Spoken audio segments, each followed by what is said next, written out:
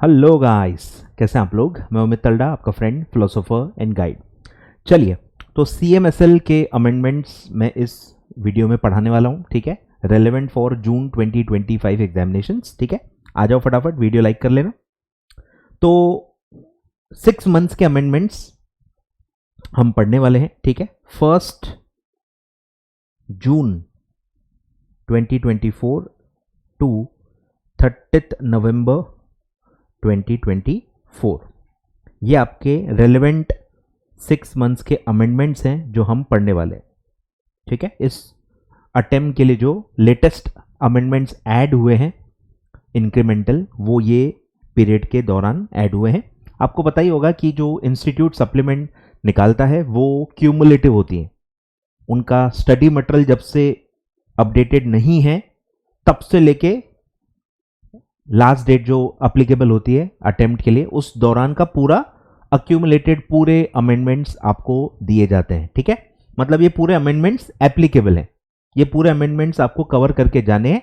पर एग्जाम के हिसाब से जो सेपरेट अमेंडमेंट पे क्वेश्चन आते हैं वो लास्ट 6 मंथ्स से ज्यादा आने की पॉसिबिलिटी रहती है, ठीक है। और पुराने अमेंडमेंट्स ऑलरेडी आप पढ़ चुके होंगे, इसलिए हम 6 मंथ्स के अमेंडमेंट्स हमेशा हर अटेम्प्ट में इंक्रीमेंटल पढ़ते हैं, ठीक है। चलो, तो जो भी इस डेट में अमेंडमेंट आएगा मैं वही पढ़ूंगा, पुराने वाले में कट करते जाऊंगा, ठीक है। चलो लेट्स स्टार्ट, एक एक करके स्टार्ट करते हैं। काफी सारे चैप्टर्स में तो कोई नया अमेंडमेंट नहीं है, ठीक है, क्योंकि वो क्यूमुलेटिव लिस्ट है, तो लगभग सब में कुछ ना कुछ अमेंडमेंट्स आपको दिखेंगे। आगे बढ़ते हैं, स्टार्ट करते हैं। सबसे पहला है बेसिक्स ऑफ कैपिटल मार्केट, ठीक है। सबसे पहले मैं हमेशा आपको डेट हाईलाइट करके बता दूंगा भाई अपनी रेंज में आ रहा है कि नहीं आ रहा है, ठीक है। तो ये है जुलाई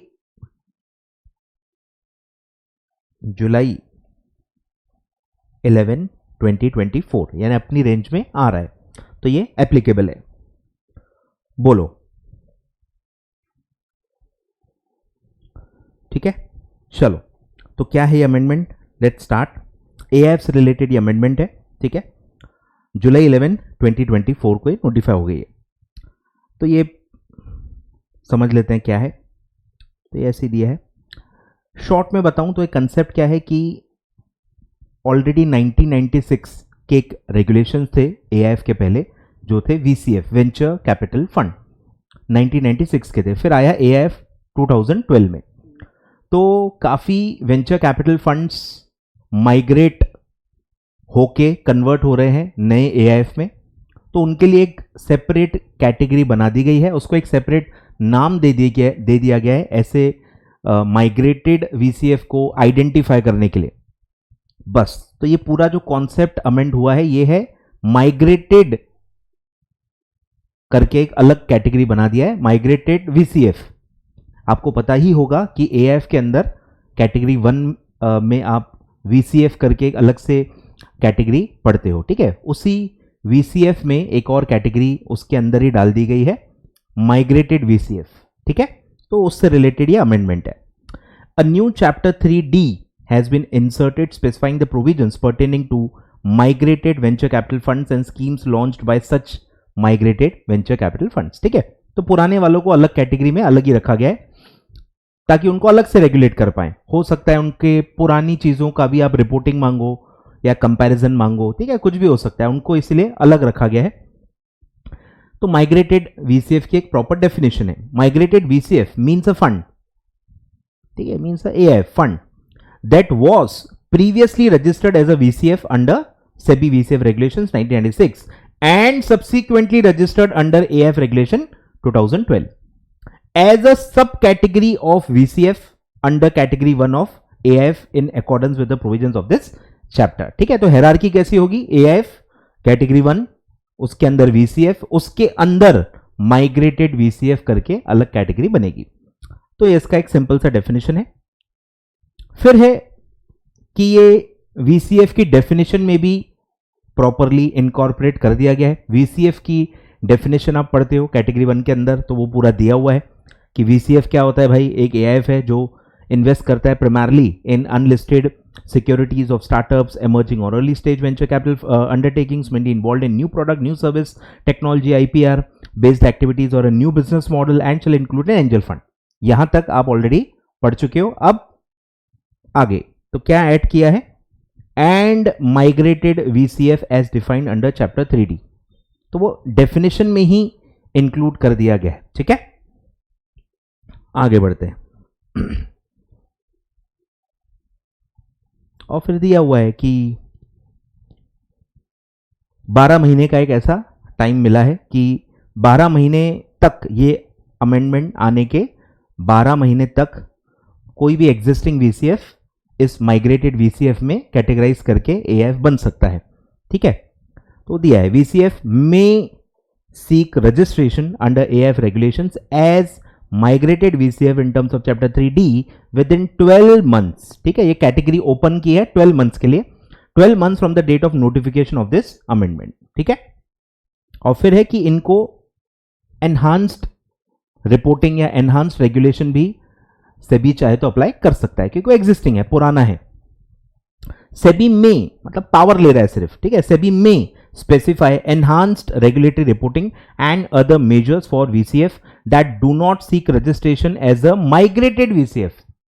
मतलब जो इसमें नहीं आ रहे हैं उनके लिए फिर enhanced regulation भी लागू की जा सकती है. ठीक है, जो इस कैटेगरी में नहीं कैटेगराइज हो रहे हैं. ठीक है, या तो वो वॉलेंटरली उसमें नहीं आना चाहते या तो 12 महीने के बाद आएंगे तो भी ये कैटेगरी उनको अवेलेबल नहीं होंगी. तो ऐसे फंड्स के लिए एनहांस्ड मेजर्स या एनहांस्ड रेगुलेशंस से भी अप्लाई कर सकता है, ऐसा पावर उन्होंने ले रखा है. ठीक है, तो ये छोटा सा अमेंडमेंट है, कुछ खास बहुत बड़ा इंपैक्ट इसका नहीं है. आगे बढ़ते हैं. फिर एक बहुत ही छोटा सा अमेंडमेंट है कि जो आप एक क्राइटेरिया पढ़ते हो कि कैटेगरी 2 में कौन कौन आएगा. कैटेगरी 2 का जो एक क्राइटेरिया पढ़ते हो ना आप, कैटेगरी 1, कैटेगरी 2, कैटेगरी 3 और 4. तो कैटेगरी 2 में क्या आते हैं, कौन से टाइप के फंड्स कैटेगरी 2 में आते हैं, उसकी जो प्रॉपर आप रेगुलेशन पढ़ते हो उसमें कुछ वर्ड्स को डिलीट कर दिया गया है. लाइन क्या है पहले समझ लेते हैं.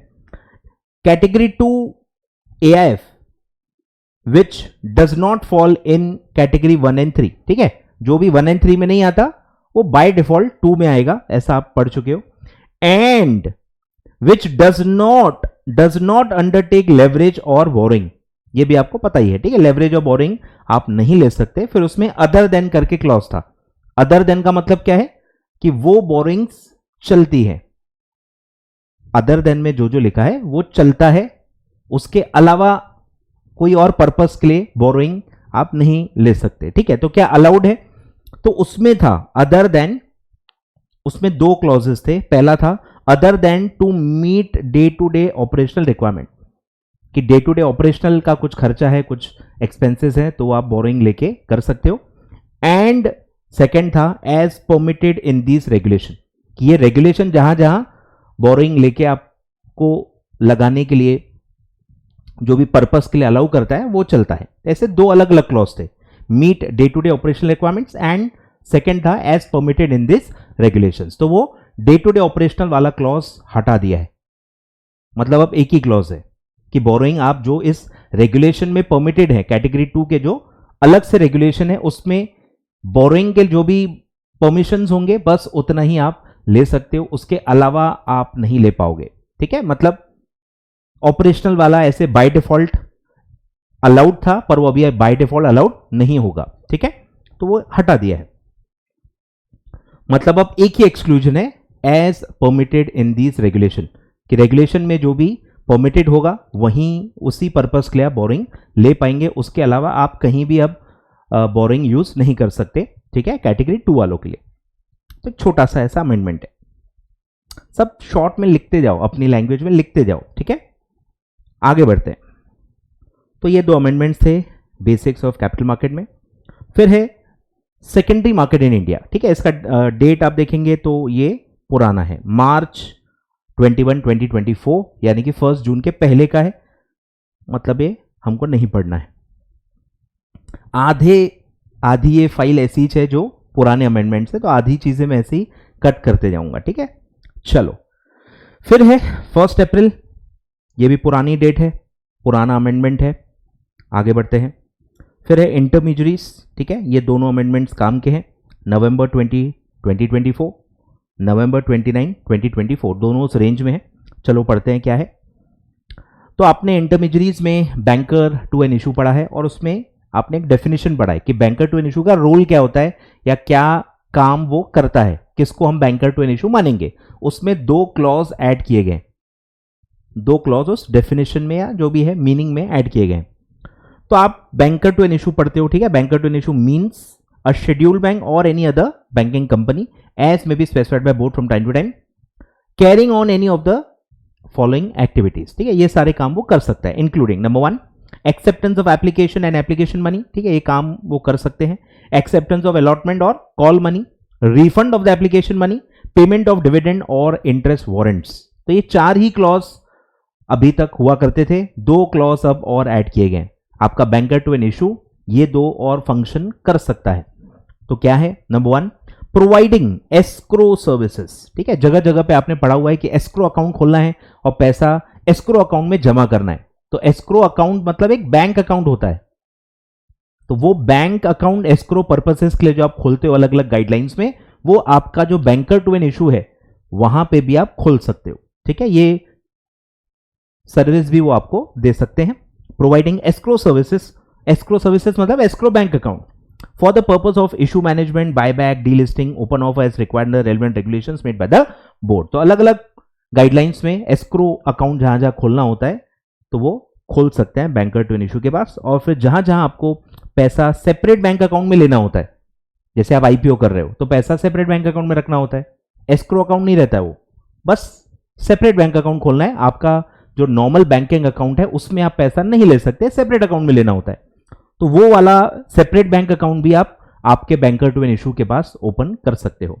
Opening of separate bank account for depositing the proceeds of IPO, FPO and such the activities as may be specified by board. मतलब 2 क्लॉज और ऐड हुए हैं।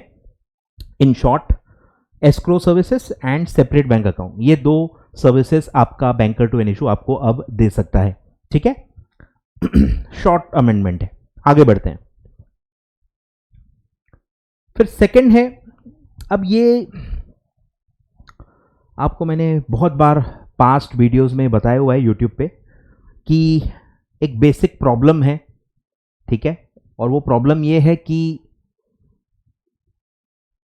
अमेंडमेंट्स में, अमेंडमेंट की जो शीट बनती है इसमें एक बेसिक प्रॉब्लम है कि वो मॉड्यूल से मैप करके नहीं बनाई जाती। आपके मॉड्यूल में पूरे रेगुलेशंस नहीं दिए रहते, ये तो मैं बहुत बार बता चुका हूं कि आपके सिलेबस में पूरे पूरे रेगुलेशन है एज पर आईसीएसआई नॉर्म्स। सारे चैप्टर जो भी रेगुलेशन है वो पूरे आपके सिलेबस में, पूरे एक्सपेक्टेड है कि आपको पढ़ना है, लेकिन मॉड्यूल में पूरे पूरे नहीं दिए रहते। तो मॉड्यूल में कुछ सिलेक्टेड रेगुलेशंस होते हैं। तो आइडियली क्या होना चाहिए, आप किसको अमेंड कर रहे हो, मॉड्यूल को अमेंड कर रहे हो। अमेंडमेंट्स किसको अमेंड कर रही है, मॉड्यूल को अमेंड कर रही है। अब कोई क्लॉज मॉड्यूल में ही नहीं है, उसका अमेंडमेंट फिर कोई बच्चा कैसे पढ़ेगा। तो फिल्टर करना चाहिए, मैपिंग करनी चाहिए, वो नहीं हो पाती। ओवर द इयर्स में अपना 10-12 साल का एक्सपीरियंस बता रहा हूं कि एक फंडामेंटल प्रॉब्लम है कि हर वक्त जो अमेंडमेंट आप पढ़ रहे हो आपको काफी बार ऐसा होगा कि वो दिखेगा ही नहीं, आपके बुक में ही नहीं है, ओवरऑल मेन रेगुलेशंस में है, ठीक है। तो ये भी कुछ ऐसे प्रोविजंस हैं जो मेरे हिसाब से शायद आपके सिलेबस में ही नहीं है। आपको पता होगा कि जो सिक्योरिटीज मार्केट इंटरमीडियरीज है उसमें आपको बहुत ही बेसिक है, डेफिनेशंस, रोल्स एंड रिस्पॉन्सिबिलिटीज, ठीक है, net worth requirement, capital adequacy requirement, ऐसे बेसिक क्लॉजेस आपको उसमें कवर किए हुए हैं। फुल गाइडलाइंस मॉड्यूल में नहीं दी है, दी होती तो आधा मॉड्यूल आपका इसी में भर जाता। अगर मैं सारे इंटरमीडियरीज के सारे गाइडलाइंस की बात करूं तो आपके आधे मॉड्यूल के बराबर है वो, ठीक है। तो ये कुछ ऐसे क्लॉजेस हैं कि आपको समझेगा ही नहीं क्योंकि आपने कभी पढ़ा नहीं, आपके मतलब मॉड्यूल में नहीं दिया हुआ। तो ये सब मैं इसीलिए कट करवा रहा हूं, आपके भलाई के लिए कर रहा हूं। आप भी मत पढ़ो क्योंकि पहले क्या था वो आपको कभी पता नहीं चलेगा, फिर आपको बेयर गाइडलाइन से पढ़ना पड़ेगा। अगर आप उसके लिए तैयार हो तो आप कर सकते हो, कोई दिक्कत नहीं, कर सकते हो, ठीक है। पर क्योंकि ये मॉड्यूल में ही नहीं है और बच्चा मॉड्यूल ही नहीं पढ़ रहा, मॉड्यूल के बाहर का क्या पढ़ेगा, एक्सपेक्टेड नहीं है, ठीक है। तो ये मैं सब कट कर रहा हूं। कुछ खास अमेंडमेंट नहीं है।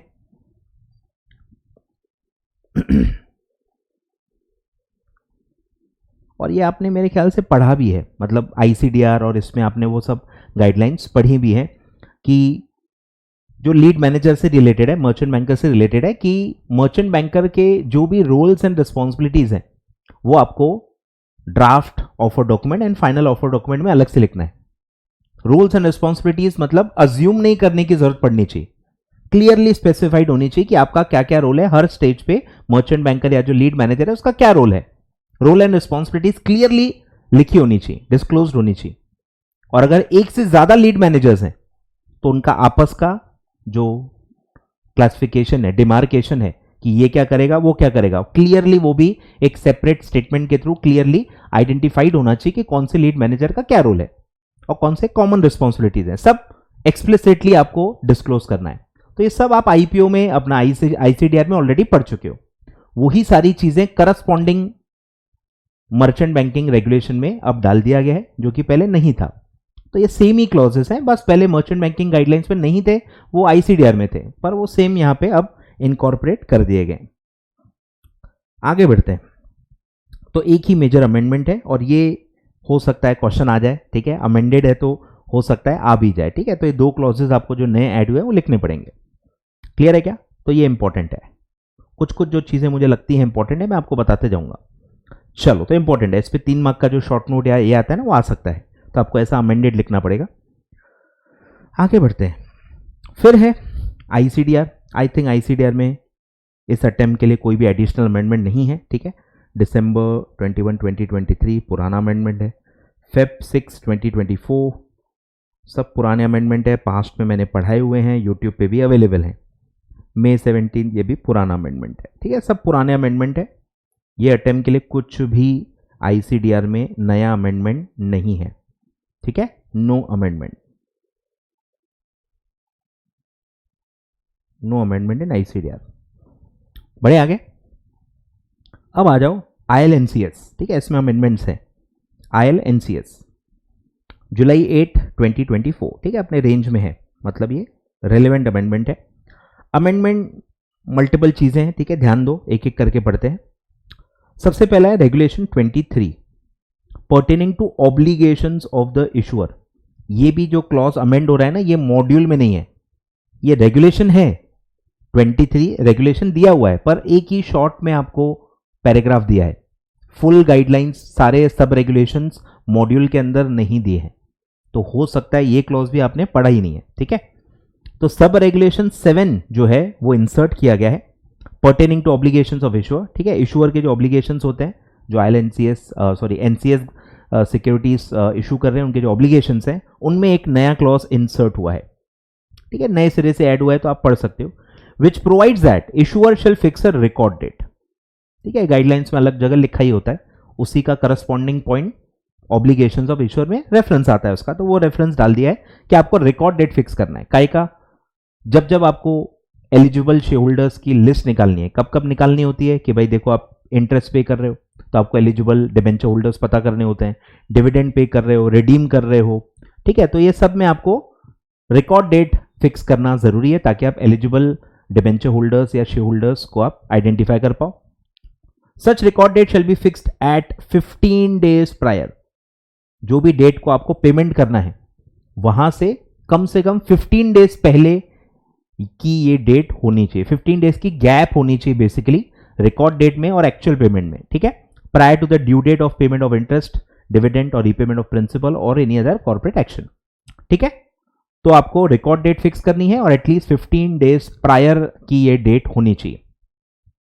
तो ये नया क्लॉज ऐड हो गया। फिर है regulation 40 pertaining to due diligence by debenture trustee. अब इसमें क्या था कि आपको ड्यू डिलिजेंस सर्टिफिकेट देना होता है, ठीक है, आप आईसीडीआर में भी पढ़ चुके हो, हर जगह हर इशू में वो आता ही है कि आपको ड्यू डिलिजेंस सर्टिफिकेट देने होते हैं। इंक्रीमेंटली डेट वाले केस में क्या होता है, डिबेंचर ट्रस्टी का भी ड्यू डिलिजेंस सर्टिफिकेट देना होता है डेट सिक्योरिटीज में।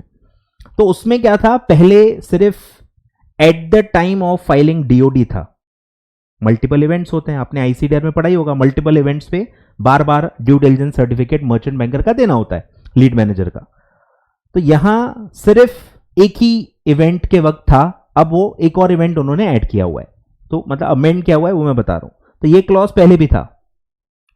At the time of filing DoD, DoD file करते समय ये आपको ड्यू डिलिजेंस सर्टिफिकेट देना था, कंपनी को देना है डिबेंचर ट्रस्टी का टू स्टॉक एक्सचेंज, ठीक है, with the stock exchange and prior to opening of the public issue of debt security, ठीक है, डीओडी फाइल करते समय और ओपन होने के पहले, इस दौरान आपको ये फाइल करना है, furnish to the board and to the stock exchange, ठीक है, सेबी को भी आपको फाइल करना है और स्टॉक एक्सचेंज जहां पे आप लिस्ट हो रहे हो वहां पे भी फाइल करना है, क्या, अ ड्यू डिलिजेंस सर्टिफिकेट। अब पहले एक कॉमन फॉर्मेट होता था, मतलब अलग अलग नहीं था, अब शायद मेरे ख्याल से दो में स्प्लिट किया है, इसलिए दो क्लॉजेस ऐड हो गए। सिक्योर्ड डेट के लिए अलग है, अनसिक्योर्ड के लिए अलग है, सिक्योर्ड के लिए अलग है, अनसिक्योर्ड के लिए अलग है, ठीक है। शेड्यूल 4 पार्ट ए 4 और पार्ट ए 4A, ठीक है, शेड्यूल नंबर अलग अलग है, पार्ट ए है दोनों, लेकिन सिक्योर्ड का शेड्यूल 4 में है और अनसिक्योर्ड का शेड्यूल 4A में है, ठीक है, ये फॉर्मेट है, इस फॉर्मेट में ड्यू डिलिजेंस सर्टिफिकेट आपको फाइल करना है। अब ये एक पूरा नया क्लॉज ऐड हो गया है, at the time of filing listing application, ठीक है, जब भी आप लिस्ट करोगे, लिस्टिंग का एप्लीकेशन फाइल करोगे, उस वक्त भी आपको ड्यू डिलिजेंस सर्टिफिकेट आपको देना पड़ेगा डिबेंचर ट्रस्टी का। सेम है, सिक्योर्ड डेट का अलग, अनसिक्योर्ड का अलग, बस पार्ट बी है, part B of 4, part B of 4A, ठीक है, ऊपर पार्ट ए है, नीचे पार्ट बी है, ठीक है। तो ये ऐसा रिक्वायरमेंट ऐड हुआ है और फिर दिया है कि आपको ये सब वेबसाइट पे भी डालना है, स्टॉक एक्सचेंज, ठीक है, स्टॉक एक्सचेंज के लिए दिया है कि जैसे आप फाइल करोगे स्टॉक एक्सचेंज में, स्टॉक एक्सचेंज को अपनी वेबसाइट पे डाल देना है। Stock exchange shall disclose the offer document and due diligence certificate provided by the debenture trustee on its website, ठीक है, सेबी को अपना स्टॉक एक्सचेंज को अपनी वेबसाइट पे ये डाल देना है, हर जगह ऐसा क्लॉज आप पढ़ते ही हो। तो ये अमेंडमेंट है, मतलब ये वाला क्लॉज ऐड हुआ है, ये पहले नहीं था, ठीक है। आगे बढ़ते हैं, फिर है regulation 44 relating to listing application in case of private placement. ऊपर क्या था, पब्लिक इशू, नीचे क्या है, प्राइवेट प्लेसमेंट, सेम है, डेट सिक्योरिटीज का ही क्लॉज पढ़ रहे हैं, ठीक है, उसमें भी सेम लिखा है कि प्राइवेट प्लेसमेंट कर रहे हो और लिस्टिंग एप्लीकेशन कर रहे हो तो उसमें भी ड्यू डिलिजेंस सर्टिफिकेट आपको देना पड़ेगा, ठीक है। आई होप आप फर्क समझ रहे हो, ये प्राइवेट प्लेसमेंट पढ़ रहे हैं, सेम चीज है, प्राइवेट प्लेसमेंट पढ़ रहे हैं, ऊपर पब्लिक इशू था। Debenture trustee shall submit a due diligence certificate to the stock exchange, ठीक है, यहां सेबी नहीं है, प्राइवेट प्लेसमेंट में सिर्फ स्टॉक एक्सचेंज को फाइल करना है।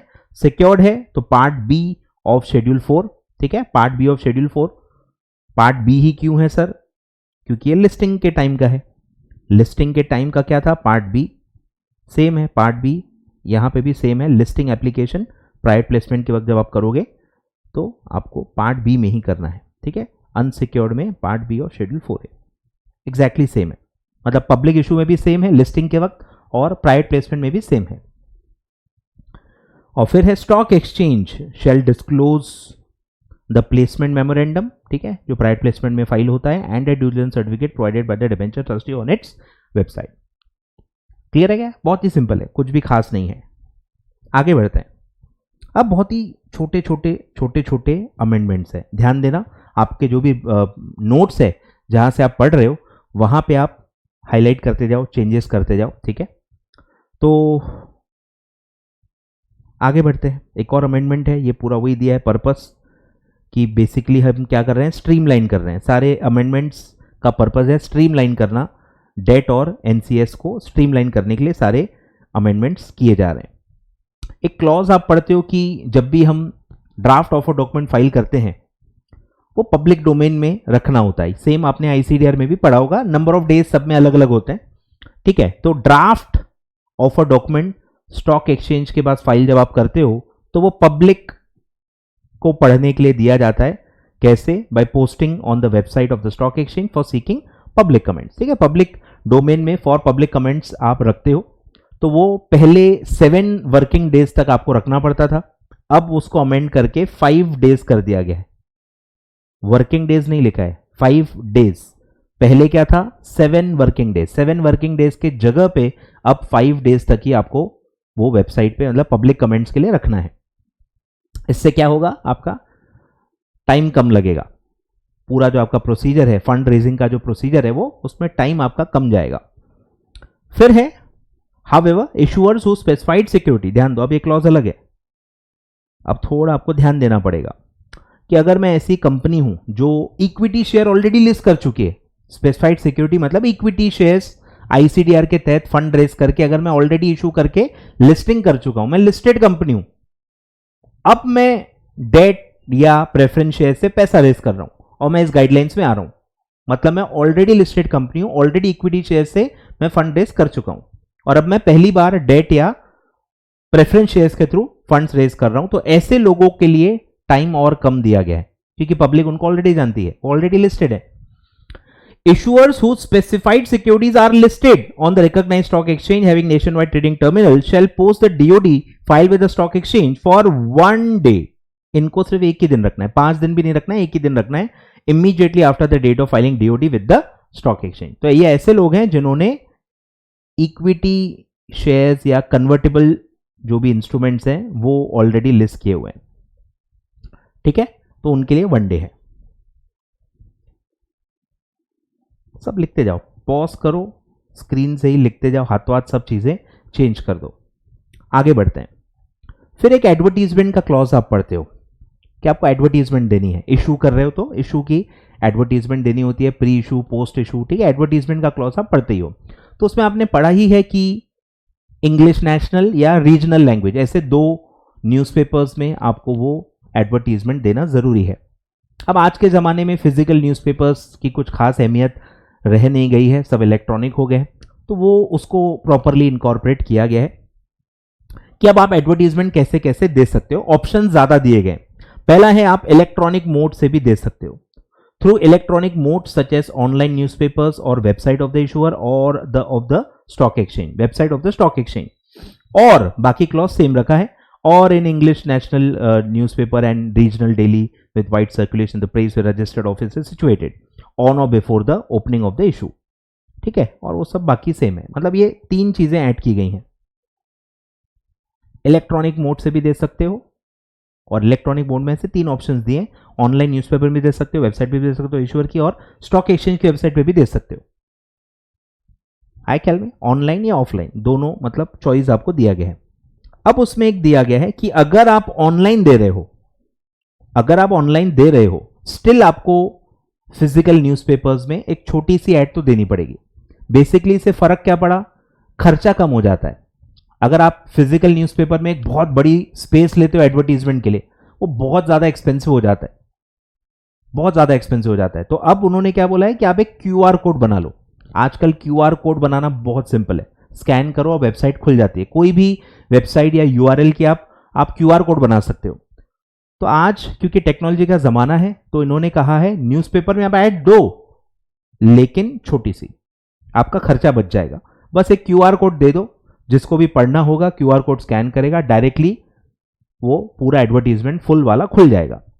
तो फिजिकल में एटलीस्ट आपको क्यूआर कोड तो भी देना है, या जो भी यूआरएल लिंक है वो आपको देना पड़ेगा, ठीक है।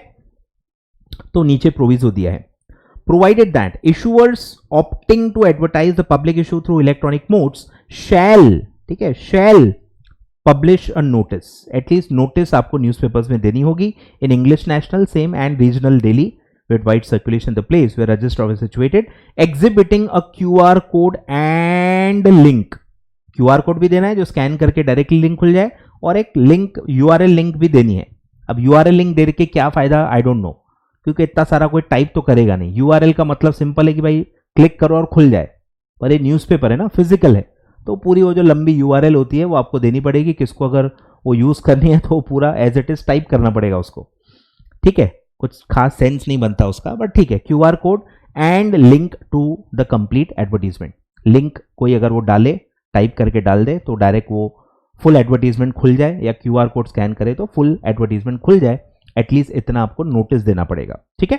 तो ये तरीका बदला है, न्यू एडवर्टीजमेंट देने का तरीका। क्लियर है क्या? फिर आगे बढ़ते हैं।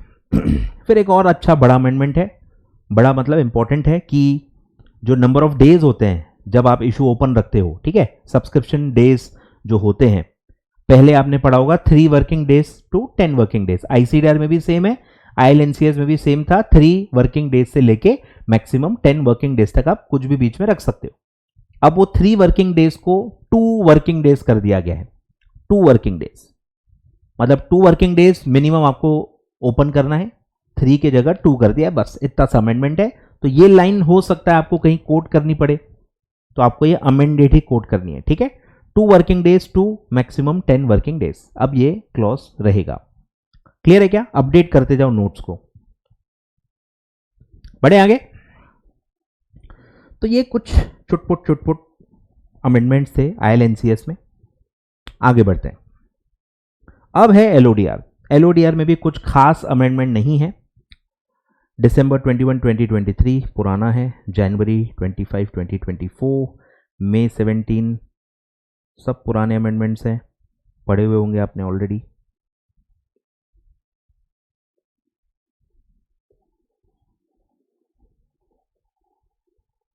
ठीक है, ये एक अमेंडमेंट है, ये भी सेम ही है, लेकिन जो हमने अभी पढ़ा क्यूआर कोड वाला सेम एलओडीआर में भी डाल दिया है।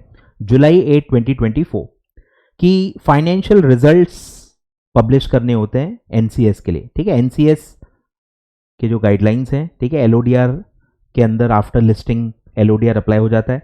उसमें रेगुलेशन 52 है which deals with financial results for NCS, कि जिन्होंने भी एनसीएस से पैसा रेज किया है और लिस्ट कर दिया है, उनको फिर लिस्टिंग के बाद एलओडीआर फॉलो करना है।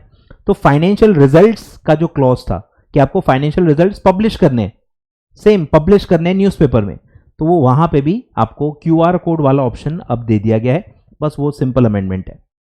तो क्या है, प्रोविजो डाला गया है, provided further that listed entities may publish only a window advertisement. मतलब छोटा सा एक जो होता है ना, एक जैसे वो नौकरियां नहीं रहती जहां क्लासिफाइड्स छोटे छोटे रिक्वायर्ड दिस रिक्वायर्ड दैट, ऐसे छोटे छोटे जो हम डालते हैं ना रिक्वायरमेंट्स, वैसे छोटा सा आपको बस एक ऐड डालना है, उसको कहा गया है विंडो एडवर्टीजमेंट, मतलब छोटा सा। तो उसमें बेसिकली आपको वही क्यूआर कोड और लिंक देनी है बस, ठीक है। In the newspaper that refers to a QR code and link of the website of the listed entity and the stock exchange where such financial results are available and capable of being accessed by the investor subject to the following conditions, ठीक है। तो क्या conditions हैं कि आपको जो जो existing चीजें, अब एलओडीआर तो रनिंग है ना, ऑलरेडी कुछ इशू हो चुका है और आप लिस्टेड हो, अब आपको फाइनेंशियल रिजल्ट देने ही है। तो जो ऑलरेडी आउटस्टैंडिंग है, ऑलरेडी पैसा रेज कर चुके हैं और सब ये कर रहे हैं, उनको प्रायर अप्रूवल लेना पड़ेगा डिबेंचर ट्रस्टी का, कि डिबेंचर ट्रस्टी को कोई इसमें प्रॉब्लम नहीं होनी चाहिए, कि भाई उसकी ऑडियंस, उसको लगना चाहिए कि ऑडियंस आजकल ऑनलाइन सेवी हो गई है, वो क्यूआर कोड स्कैन कर सकती है। ऐसा अगर उनको लगेगा तो डिबेंचर ट्रस्टी आपको अप्रूवल दे देगा। पर उनको अगर लगता है कि नहीं यार, हमारे डिबेंचर के जो इन्वेस्टर्स हैं, डिबेंचर होल्डर्स हैं, वो बहुत ही बूढ़े हैं, बहुत ही एज्ड हैं, क्योंकि डेटा उनके पास रहता ही है, तो उनको लगेगा अगर कि नहीं यार मेरी ऑडियंस वैसी नहीं है, फिजिकल न्यूज़पेपर में फुल ऐड देनी ज़्यादा बेटर रहेगी to protect the interest of debenture holders, तो अप्रूवल नहीं देंगे। तो डिबेंचर ट्रस्टी पे छोड़ा गया है, ट्रस्टी का आपको अप्रूवल लेके आप ये बेनिफिट ले सकते हो, ठीक है।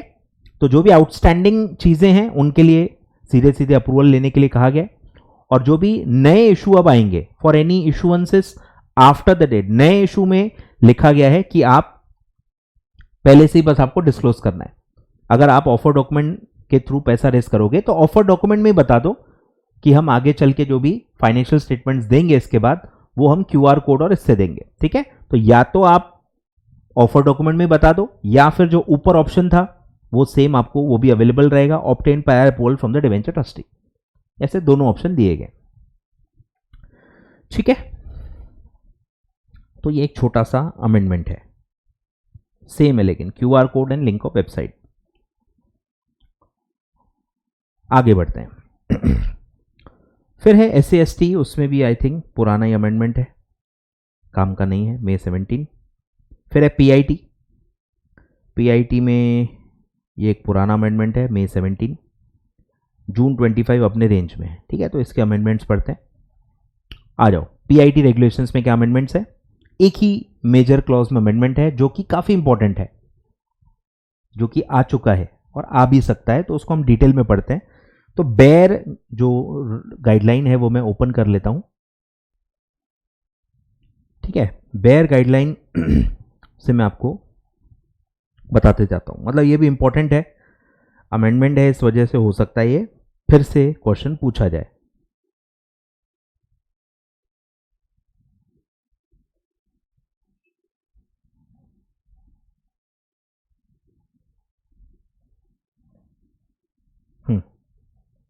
आ जाओ।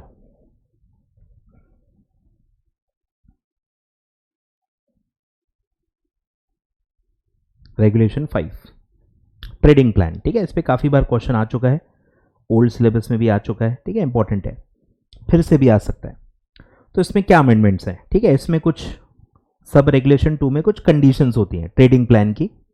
तो सबसे पहला था कि कमेंसमेंट कब होगा, आपका ट्रेडिंग प्लान कब से चालू होगा, तो उसमें एक मिनिमम गैप थी, तो मिनिमम गैप थी 6 मंथ्स, 6 मंथ्स की गैप होती थी कमेंसमेंट के लिए। अब वो कम करके 120 डेज, ठीक है, लगभग 4 मंथ्स, ठीक है,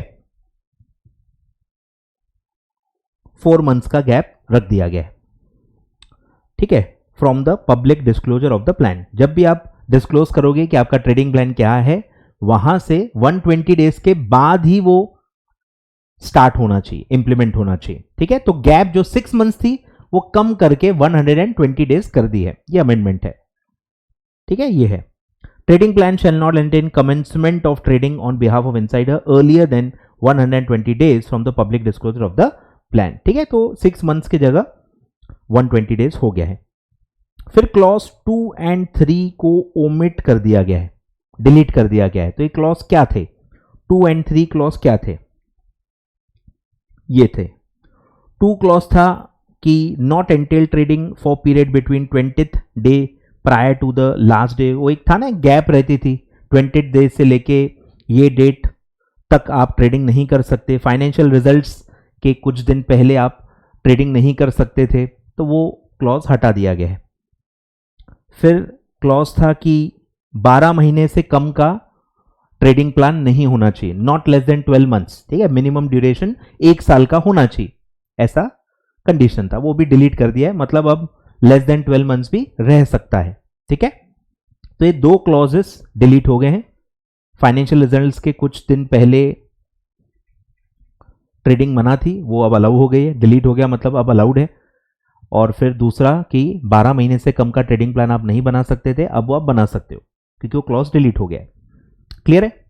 फिर एक था पैरामीटर्स दिए रहते थे, ये 5 जो क्लॉज था, सेट आउट फॉलोइंग पैरामीटर्स, तो पैरामीटर्स की लिस्ट थी, उसमें ये 3 पहले से थे,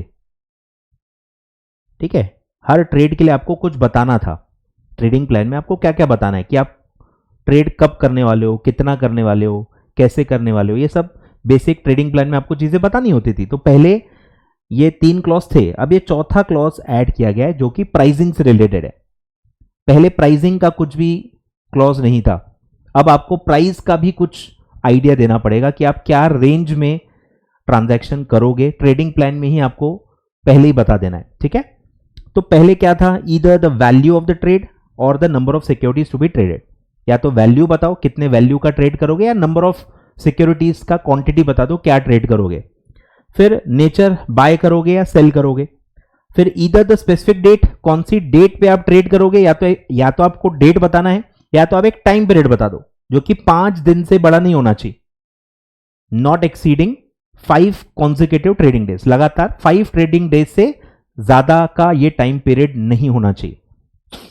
तो ये 3 चीजें थी, वैल्यू या number of shares, nature of trade और डेट या टाइम पीरियड, इतना आपको पहले बताना पड़ता था, अब आपको प्राइस के बारे में भी बताना है, ठीक है। तो क्या नया क्लॉज है, प्राइस लिमिट आपको बतानी, एग्जैक्ट प्राइस तो कोई बता ही नहीं सकता ना, प्राइस लिमिट बतानी है, price limit that is upper price limit for a buy trade.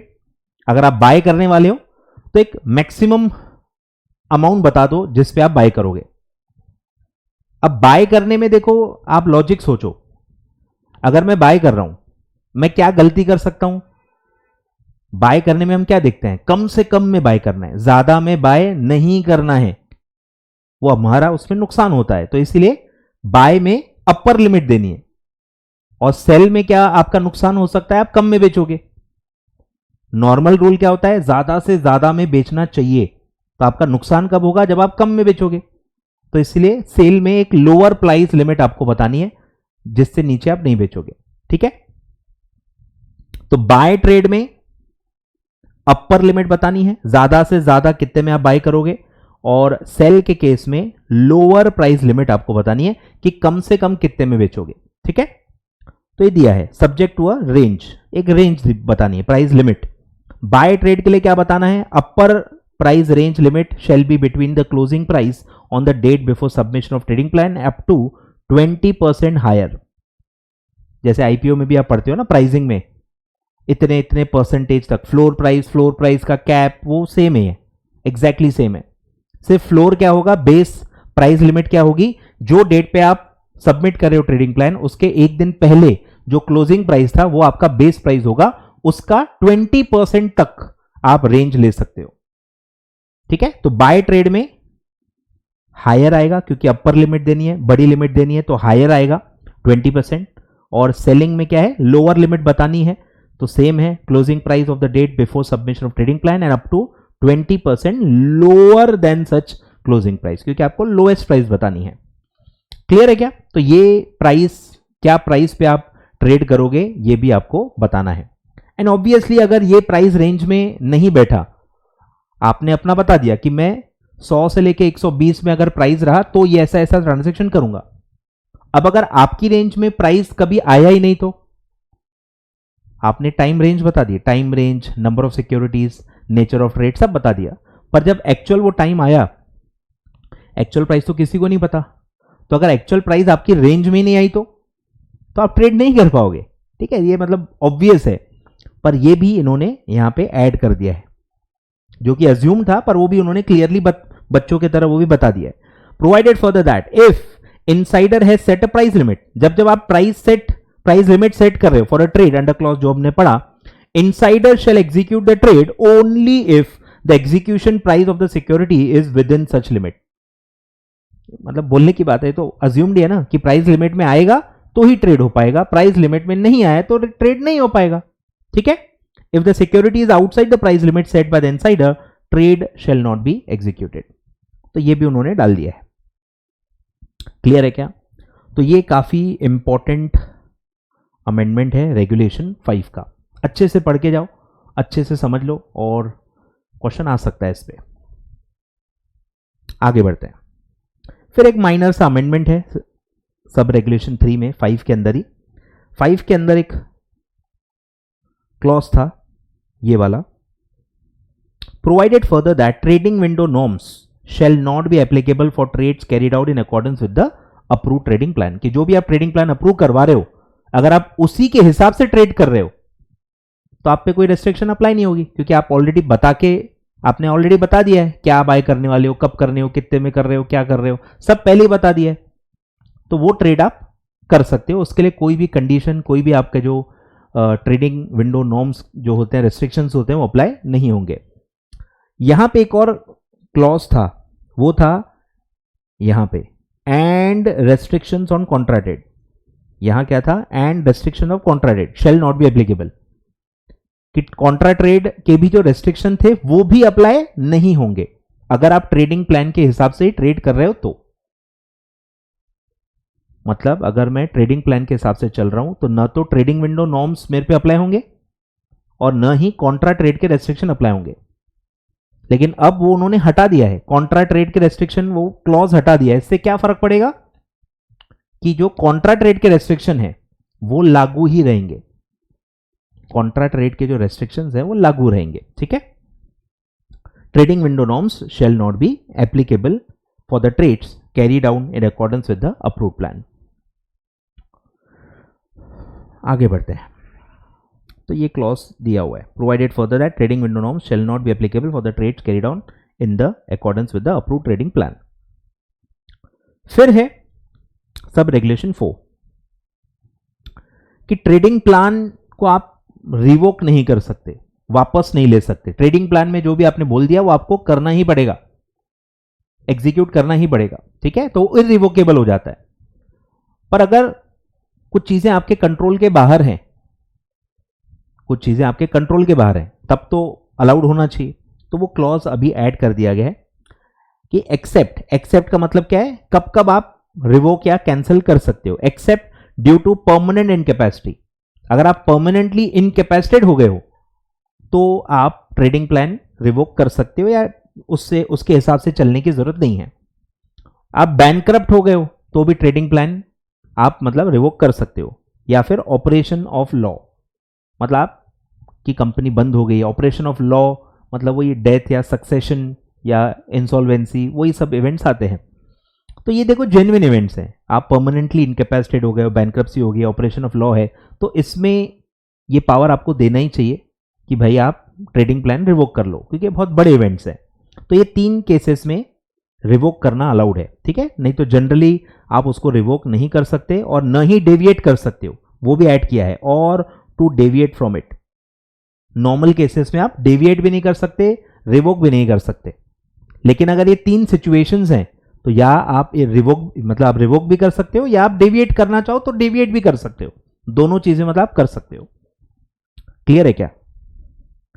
तो इस पे भी केस स्टडी वगैरह आ सकती है, ये ऐसा सिचुएशन दिया जा सकता है कि भाई ये है, इसकी बैंक्रप्सी है, पर इन्होंने ट्रेडिंग प्लान दिया हुआ है, तो क्या वो अब रिवोक कर सकते हैं या क्या वो उसको चेंजेस कर सकते हैं? तो कर सकते हैं, ये 3 इवेंट्स में कर सकते हैं। क्लियर है क्या?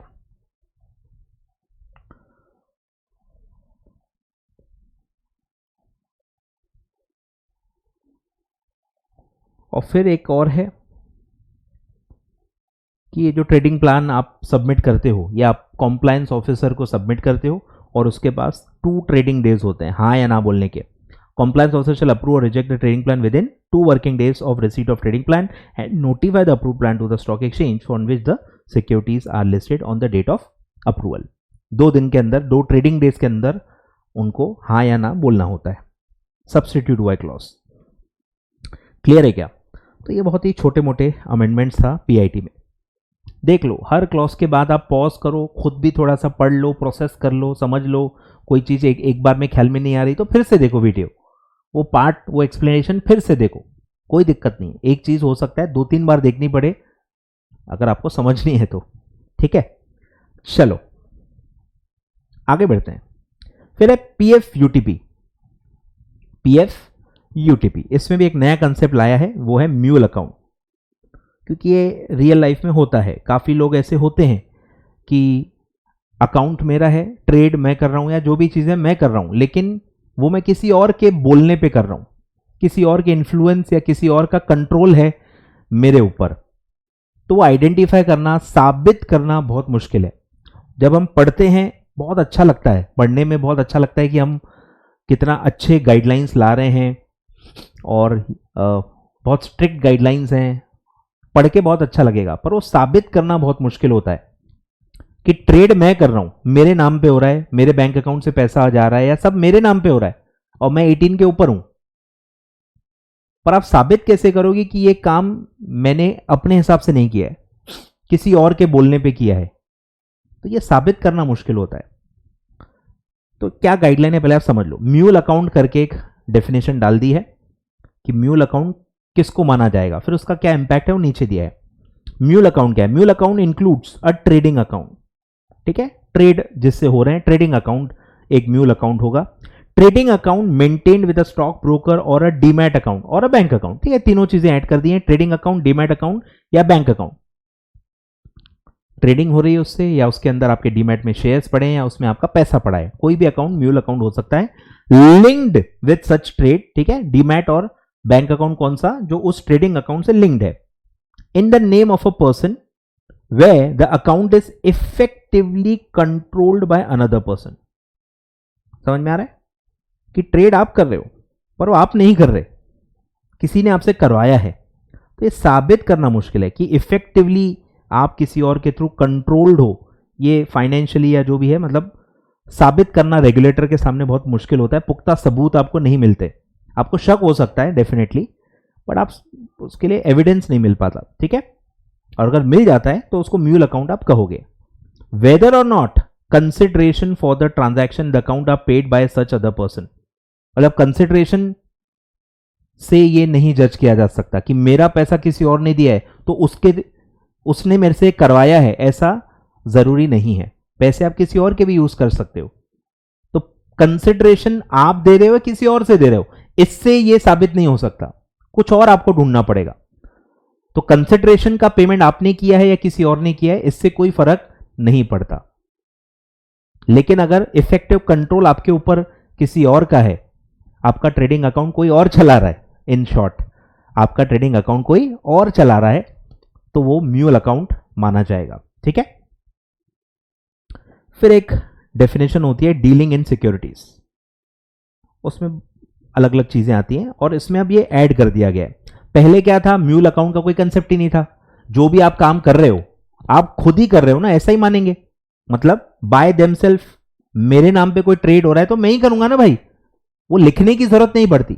लेकिन अब क्योंकि कोई और भी इन्वॉल्व हो सकता है, मेरा ट्रेडिंग अकाउंट कोई और भी चला रहा है, तो इसीलिए ये ऐड कर दिया गया है ईदर बाय देमसेल्व्स और थ्रू म्यूल अकाउंट। कोई ट्रेड अगर मैंने खुद किया है या म्यूल अकाउंट के थ्रू किया है तो वो डीलिंग इन सिक्योरिटीज के डेफिनेशन में आएगा। मतलब दो तरीके डाल दिए हैं, दो तरीके से आप ट्रेड कर सकते हो, या तो आप बाय देमसेल्फ यानी खुद कर सकते हो, या आपका म्यूल अकाउंट है तो कोई और कर रहा होगा। दोनों मतलब डीलिंग इन सिक्योरिटीज में कवर होगा। मतलब म्यूल अकाउंट को उसमें ऐड कर दिया गया है। और फिर एक एक्सप्लेनेशन था काय के लिए कि पीएफ यूटीपी का ही क्लॉज है कि आपको मैनिपुलेटिव, फ्रॉडुलेंट या अनफेयर ट्रेड प्रैक्टिस नहीं करनी है। फिर एक एक्सप्लेनेशन था कि किसको हम अनफेयर या मैनिपुलेटिव मानेंगे, उसका एक्सप्लेनेशन था। तो ये जो फर्स्ट क्लॉज है ये पहले से था, इसमें कोई अमेंडमेंट नहीं है।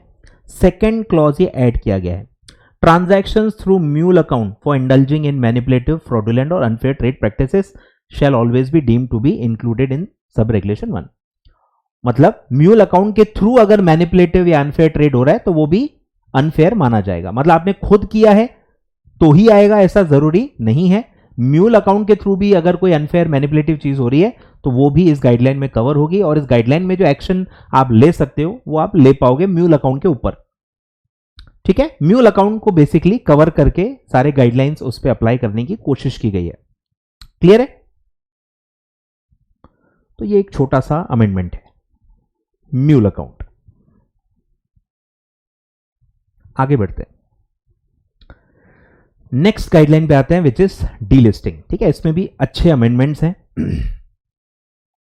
अच्छे अमेंडमेंट्स हैं, छोटे छोटे बहुत सारे अमेंडमेंट्स हैं, ध्यान देते हैं। आ जाओ, मेजर अमेंडमेंट क्या है डीलिस्टिंग ऑफ इक्विटी शेयर्स में? मेजर अमेंडमेंट है कि डीलिस्टिंग जब हम करते हैं, वॉलेंट्री डीलिस्टिंग जब हम करते हैं तो हमने पढ़ा है कि बुक बिल्डिंग से ही प्राइस डिसाइड होती है, रिवर्स बुक बिल्डिंग जिसको आप कहते हो। तो रिवर्स बुक बिल्डिंग से ही प्राइस डिसाइड होती है और फिर उसके हिसाब से हम डीलिस्टिंग की प्राइस डिसाइड करते हैं। फिक्स प्राइस का कोई ऑप्शन ही नहीं था, वो अब पहली बार ऐड किया गया है कि जो भी डीलिस्ट करना चाहता है, जो भी प्रमोटर या स्पॉन्सर डीलिस्ट करना चाहता है, उसको एक फिक्स प्राइस पे डीलिस्ट करने का भी ऑप्शन दिया गया है। ऑब्वियसली जो एक फ्लोर प्राइस के ऊपर ही रहेगा, मिनिमम प्राइस का गाइडलाइन सेम ही है, उसमें भी अमेंडमेंट है, बट मिनिमम एक प्राइस हमेशा रहेगा। उसके ऊपर अब या तो आप फिक्स प्राइस रखो या तो आप एक रेंज बताओ और बुक बिल्डिंग करके बिडिंग से डिसाइड करो। तो वो दोनों ऑप्शन अब दिए गए। मतलब अब प्राइसिंग जो है वो फिक्स भी हो सकती है, वो रिवर्स बुक बिल्डिंग के थ्रू भी तय की जा सकती है। तो बेसिकली क्या था, अभी एक ही तरीका था, तो जगह जगह जहां भी रेफरेंसेस थे, प्राइसिंग के जो भी रेफरेंसेस थे, वहां पे रिवर्स बुक बिल्डिंग के हिसाब से सारे वर्ड, सारे फ्रेजेस लिखे गए थे। पर अब फिक्स प्राइस भी अलाउड है, तो इसीलिए बहुत सारे अमेंडमेंट्स हैं, पर वो सब रेफरेंसेस हैं जो वो उसको अमेंड कर रहे हैं। मेन अमेंडमेंट बहुत ही छोटा है, बाकी सब रेफरेंसेस को सूटेबली अमेंड किया गया है ताकि फिक्स्ड और रिवर्स बुक बिल्डिंग दोनों आप कर सकते हो ऐसा उसमें दिखे। ठीक है, आ जाओ। 60th डे से ये चालू होगा, ठीक है। ये कोई खास आपका एग्जाम के लिए काम का नहीं है, ये रियल लाइफ में काम का होता है।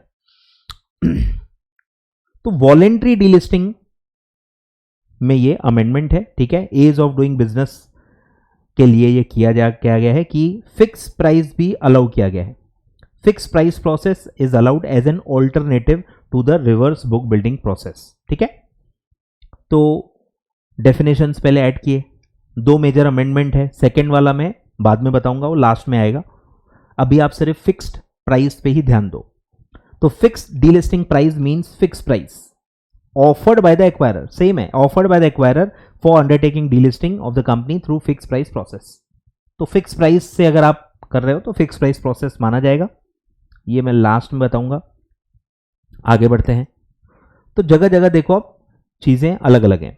पहला अमेंडमेंट है एस्क्रो अकाउंट में रेगुलेशन 14 कि आपको पैसा डालना पड़ता है अकाउंट में। अब आपकी प्राइस ही अलग अलग है, फिक्स प्राइस है तो अलग होगा, और बुक बिल्डिंग से आप कर रहे हो तो अलग होगा। तो 2 अलग अलग क्लॉज डाले हैं, फिक्स प्राइस के लिए अब अलग डाला गया है और बुक बिल्डिंग के लिए अलग डाला गया है। Acquirer shall open an interest-bearing escrow account with the scheduled commercial bank not later than 7 working days from the date of obtaining shareholders approval, जो सेम है, and deposit therein amount equivalent to 25% of the total consideration। 25% आपको जमा करना है total consideration का।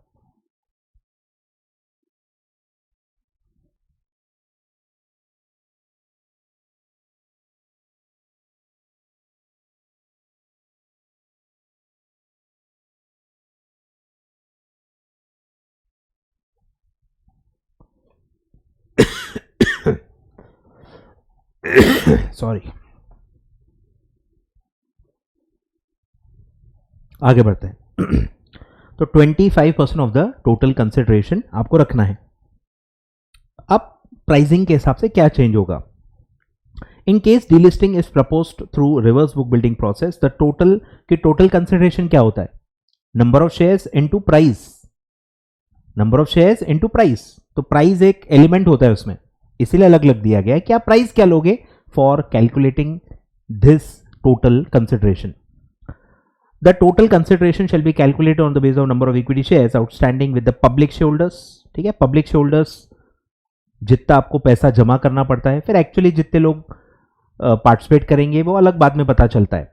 पूरे public shareholders जितने भी हैं उनके हिसाब से आपको टोटल कंसिडरेशन निकालना होता है, multiplied with the floor price और the indicative price if any given by the acquirer under subscription which is higher. क्या आप पढ़ चुके हैं, तो पहले से ही था, इसमें कोई चेंज नहीं है। चेंज नीचे है, ये सेकंड क्लॉज अब ऐड किया गया है क्योंकि यहां पे अब तरीका अलग होगा। Delisting is proposed through fixed process. The total consideration shall be calculated based on the number of equity shares outstanding to the public shareholders multiplied by, बस ये अब बदलेगा, fixed delisting price offered by the acquirer। तो फर्क आप समझ गए होंगे, ठीक है। यहां floor, indicative, whichever is higher ऐसा फॉर्मूला होता है क्योंकि बुक बिल्डिंग से पता चलता है। यहां फिक्स प्राइस ही रहेगा, fix price multiplied by number of shares of public shareholders, सीधे आपका टोटल कंसिडरेशन आ जाएगा। क्लियर है क्या? तो एक क्लॉज ऐड किया गया है। आगे बढ़ते हैं। फिर 25% आपने पहले ही जमा कर लिया, ठीक है। अब बचा हुआ जो 75% कंसिडरेशन है उसका क्या होगा? तो उसका भी क्लॉज आता है, ठीक है। Before making detailed public announcement of this regulation, the acquirer shall deposit in the escrow account the remaining consideration amount being 75% of the total consideration amount। अब यहां पहले क्या था? पहले बुक बिल्डिंग के हिसाब से पूरा क्लॉज दिया हुआ था कि number of shares held by public shareholders multiplied by the floor price और indicative price which is higher, क्योंकि पहले एक ही तरीका था तो उन्होंने डायरेक्ट ये क्लॉज में वो डाल दिया था। पर अब क्योंकि दो तरीके हो गए इसलिए इन्होंने क्या दिया है? रेफरेंस दे दिया है कि as calculated in the terms of sub regulation 1, कि ऊपर जो भी प्राइस आप डिसाइड करोगे उसका बचा हुआ जो भी 75% आएगा वो आपको डिटेल पब्लिक अनाउंसमेंट देने के पहले जमा करना है। क्लियर है क्या? मतलब पहले डायरेक्ट फॉर्मूला दिया था, अब उन्होंने सब रेगुलेशन 1 का रेफरेंस दे दिया क्योंकि एक से ज्यादा तरीके मतलब सिचुएशंस हो सकती हैं। क्लियर है क्या? तो ये सब कॉन्सिक्वेंट अमेंडमेंट्स है, ये मेन अमेंडमेंट है, अब इसके वजह से कॉन्सिक्वेंट अमेंडमेंट्स जगह जगह पे आने वाली है। क्लियर है क्या? मतलब अमेंडमेंट कुछ है ही नहीं, बस फॉर्मूला पहले दिया हुआ था रिवर्स बुक बिल्डिंग के हिसाब से, अब उन्होंने रेफरेंस दे दिया है। पहले भी बिफोर बिफोर ही था, बिफोर डिटेल पब्लिक अनाउंसमेंट ही पैसा जमा करना पड़ता था, क्लॉज बाकी का पूरा सेम ही है। ठीक है, आगे बढ़ते हैं। फिर से सेम कॉन्सिक्वेंट अमेंडमेंट्स हैं, फटाफट बढ़ाते जाता हूं। बिडिंग और टेंडरिंग मैकेनिज्म, बिडिंग और टेंडरिंग मैकेनिज्म क्योंकि फिक्स प्राइस भी है। In case delisting is propose through reverse book building और थ्रू फिक्स प्राइस इशू। ठीक है, ये सब इसलिए देखो कॉन्सिक्वेंट अमेंडमेंट्स है कि यहां ये भी डाल दिया गया है, और through fix price issue the bidding period और द टेंडरिंग पीरियड केस में भी शैल बी 7 वर्किंग डेज, बाकी सब सेम है। ठीक है, 7 working days from the detail announcement and shall remain open for 5 working days. ठीक है, ये भी सेम है, इसमें भी कॉन्सिक्वेंशियल अमेंडमेंट है, और fix price process as the case में भी ऐड कर दिया गया है, और ये क्लॉज ऐड हुआ है। The acquirer through merchant through the manager to the issue within 2 working days from the closure of the bidding or tendering period case may be make a public announcement in the same newspaper in which detailed public announcement was made of the success or failure of the fixed price process or reverse bidding process and disclose the discovered price accepted in event of success of the reverse book building process। Same ही है, सिर्फ इन्होंने ये डाल दिया है, क्या बोलते हैं, फिक्स प्राइस प्रोसेस का क्लॉज इसमें इन्होंने ऐड कर दिया है। बाकी क्लॉज पूरा सेम है कि आपको पब्लिक अनाउंसमेंट करना है, सक्सेस या फेलियर का पब्लिक अनाउंसमेंट आपको करना है 2 working days from the closure of the bidding और टेंडरिंग पीरियड।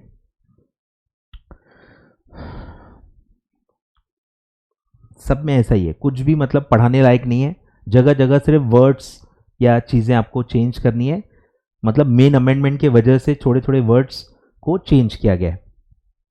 सेम है देखो, और फिक्स प्राइस, ठीक है, ये ऐड कर दिया गया है। फिर यहाँ पे बुक बिल्डिंग लिखा हुआ था, अब बुक बिल्डिंग और फिक्स प्राइस को मिला के कॉमन वर्ड डाला है डीलिस्टिंग प्रोसेस। ठीक है, तो डीलिस्टिंग प्रोसेस कर दिया है ताकि दोनों अलाउड जो भी है वो इसमें कवर हो जाए, कुछ खास अमेंडमेंट नहीं है। फिर सबसे बड़ा जो अमेंडमेंट है वो है फ्लोर प्राइस को लेके, जो मेरे ख्याल से आ भी सकता है, स्टार मार्क कर लो।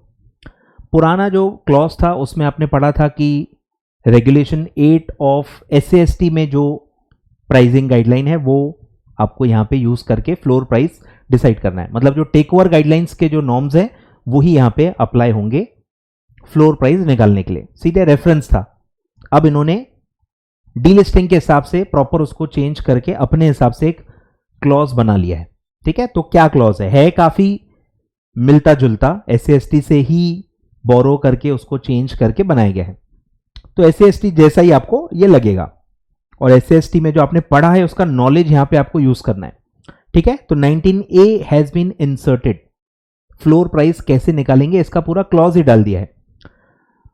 The floor price of the equity share proposed to be distributed through reverse book building process और through fix price process case में be shall not be less than, ठीक है, दोनों में अप्लाई होगा। नॉट बी लेस देन क्या होता है ये, मतलब ये मिनिमम प्राइस बता रहे हैं। फ्लोर प्राइस का मतलब क्या होता है, मिनिमम प्राइस, आपका जो भी बुक बिल्डिंग का जो रेंज है या जो फिक्स प्राइस है वो इससे कम नहीं हो सकता, ये मिनिमम प्राइस है। और ये क्या होगा कि जितने भी क्लॉजेस हैं इन सारे क्लॉजेस में जो भी हाईएस्ट होगा वो फ्लोर प्राइस माना जाएगा। ठीक है, हाईएस्ट ऑफ द फॉलोइंग, तो ये सब सेम ही है जो आप SAST में पढ़ते हो।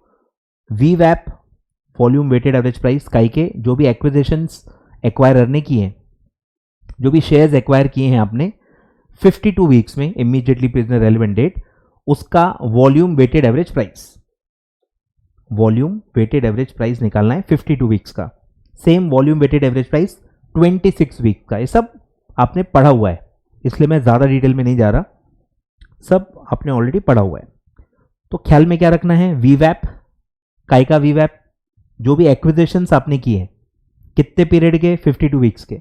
सेम क्लॉज, हाईएस्ट प्राइस सिर्फ यहां पे लेना है, VWAP के जगह हाईएस्ट प्राइस 26 वीक्स में जो भी एक्विजिशंस आपने किए हैं उसमें जो भी हाईएस्ट प्राइस पे किया होगा वो यहां पे यूज किया जाएगा। तो ये दोनों ऑलमोस्ट सेम है।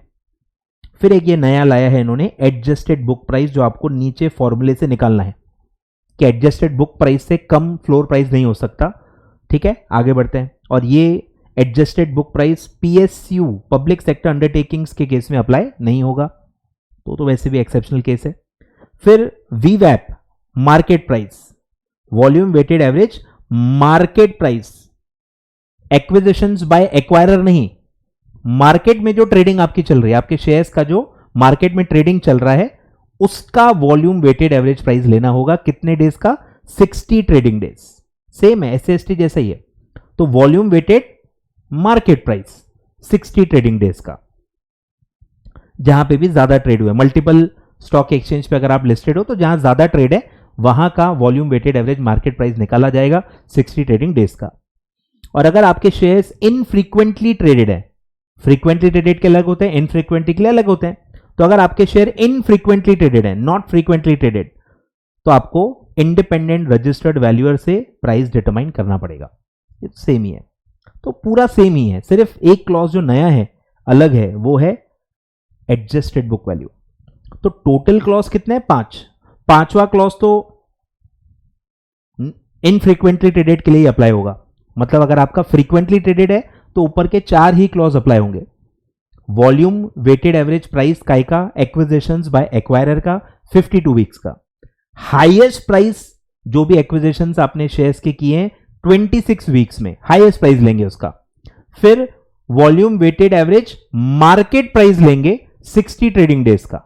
और फोर्थ है adjusted book value.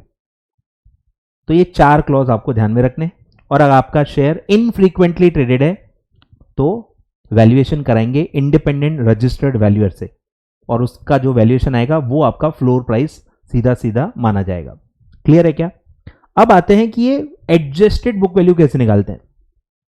Proper formula है, इसके क्या पार्ट से पहले हम समझ लेते हैं कि एसेट्स को बेसिकली पहले तो बुक वैल्यू होता क्या है। बुक वैल्यू का मतलब होता है net assets. Net assets, net assets क्या होता है? All assets minus outside liability. ठीक है, अकाउंटिंग, क्योंकि मैं अकाउंट्स पढ़ाता हूं तो मैं इसलिए थोड़ा सा बता रहा हूं जो आपने पढ़ा होगा। तो all assets minus outside liability, ऐसा नॉर्मल फॉर्मूला होता है। अब इन्होंने सारे एसेट्स को अलग अलग कैटेगराइज किया है कि इमूवेबल प्रॉपर्टी है तो उसका वैल्यूएशन अलग होता है। ज्वेलरी या जो पर्सनल इफेक्ट्स होते हैं, जो इनकम टैक्स एक्ट में कैपिटल गेन में आपने पढ़े हैं, पर्सनल इफेक्ट्स, उसको भी अलग कैटेगराइज कर दिया है। शेयर्स को अलग कैटेगराइज कर दिया है। और जो नॉर्मल हमारे फिक्स्ड एसेट्स होते हैं, नॉर्मल जो हमारे डेप्रीशिएबल एसेट्स होते हैं, उनको अलग कर दिया है। ऐसे 3-4 अलग अलग टाइप के एसेट्स बना दिए गए, उनका सबका वैल्यूएशन अलग अलग होगा। तो अलग अलग सारे जो नेचर ऑफ एसेट्स हैं उनका अलग अलग वैल्यूएशन निकालो, सबको जोड़ दो। तो ये आ गया A plus B C plus D. ये यानी आपके सारे एसेट्स हैं, total assets, all assets minus liabilities. Short में फॉर्मूला ऐसा है। ठीक है, आप ध्यान दो। ए का मतलब क्या है? A shall be the book value of all assets other than jewellery, artistic work, इसको आप कहते हो personal effects, shares and securities, ये अलग हो गया, एंड इमूवेबल प्रॉपर्टी। मतलब 4 कैटेगरीज हैं। एसेट्स अदर देन दिस 3, यानी नॉर्मल जो आप इसको कहेंगे प्रोडक्टिव एसेट्स जो होते हैं, मशीन, बिल्डिंग, ये सब मशीन वाले जो है आइटम है, यानी जो प्रोडक्शन से रिलेटेड होते हैं, प्रोडक्शन वाले एसेट्स, प्लांट एंड मशीनरी भी कह सकते हो, या PPE, property plant and equipment.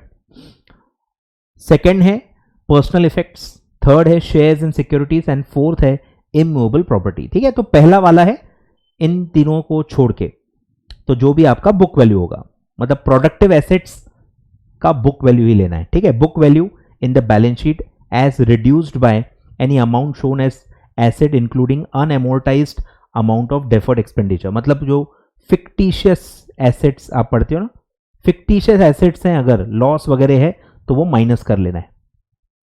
Fictitious assets अगर कहीं है तो वो माइनस कर लेना है, रिड्यूस्ड बाय लिखा हुआ है। तो बुक वैल्यू ले लो सारे एसेट्स की, plant and machinery, equipments, computers, ये वो सबकी बुक वैल्यू जोड़ दो, और अगर कोई फिक्टिशियस एसेट्स हैं तो वो उसी में से बुक वैल्यू उसकी माइनस कर दो। तो ये ए आ जाएगा आपका। फिर बी है ज्वेलरी एंड आर्टिस्टिक वर्क। तो जो भी अगर आप उसको बेचोगे तो कितने में बिकेगा, वो वैल्यूएशन आपको लेना होगा।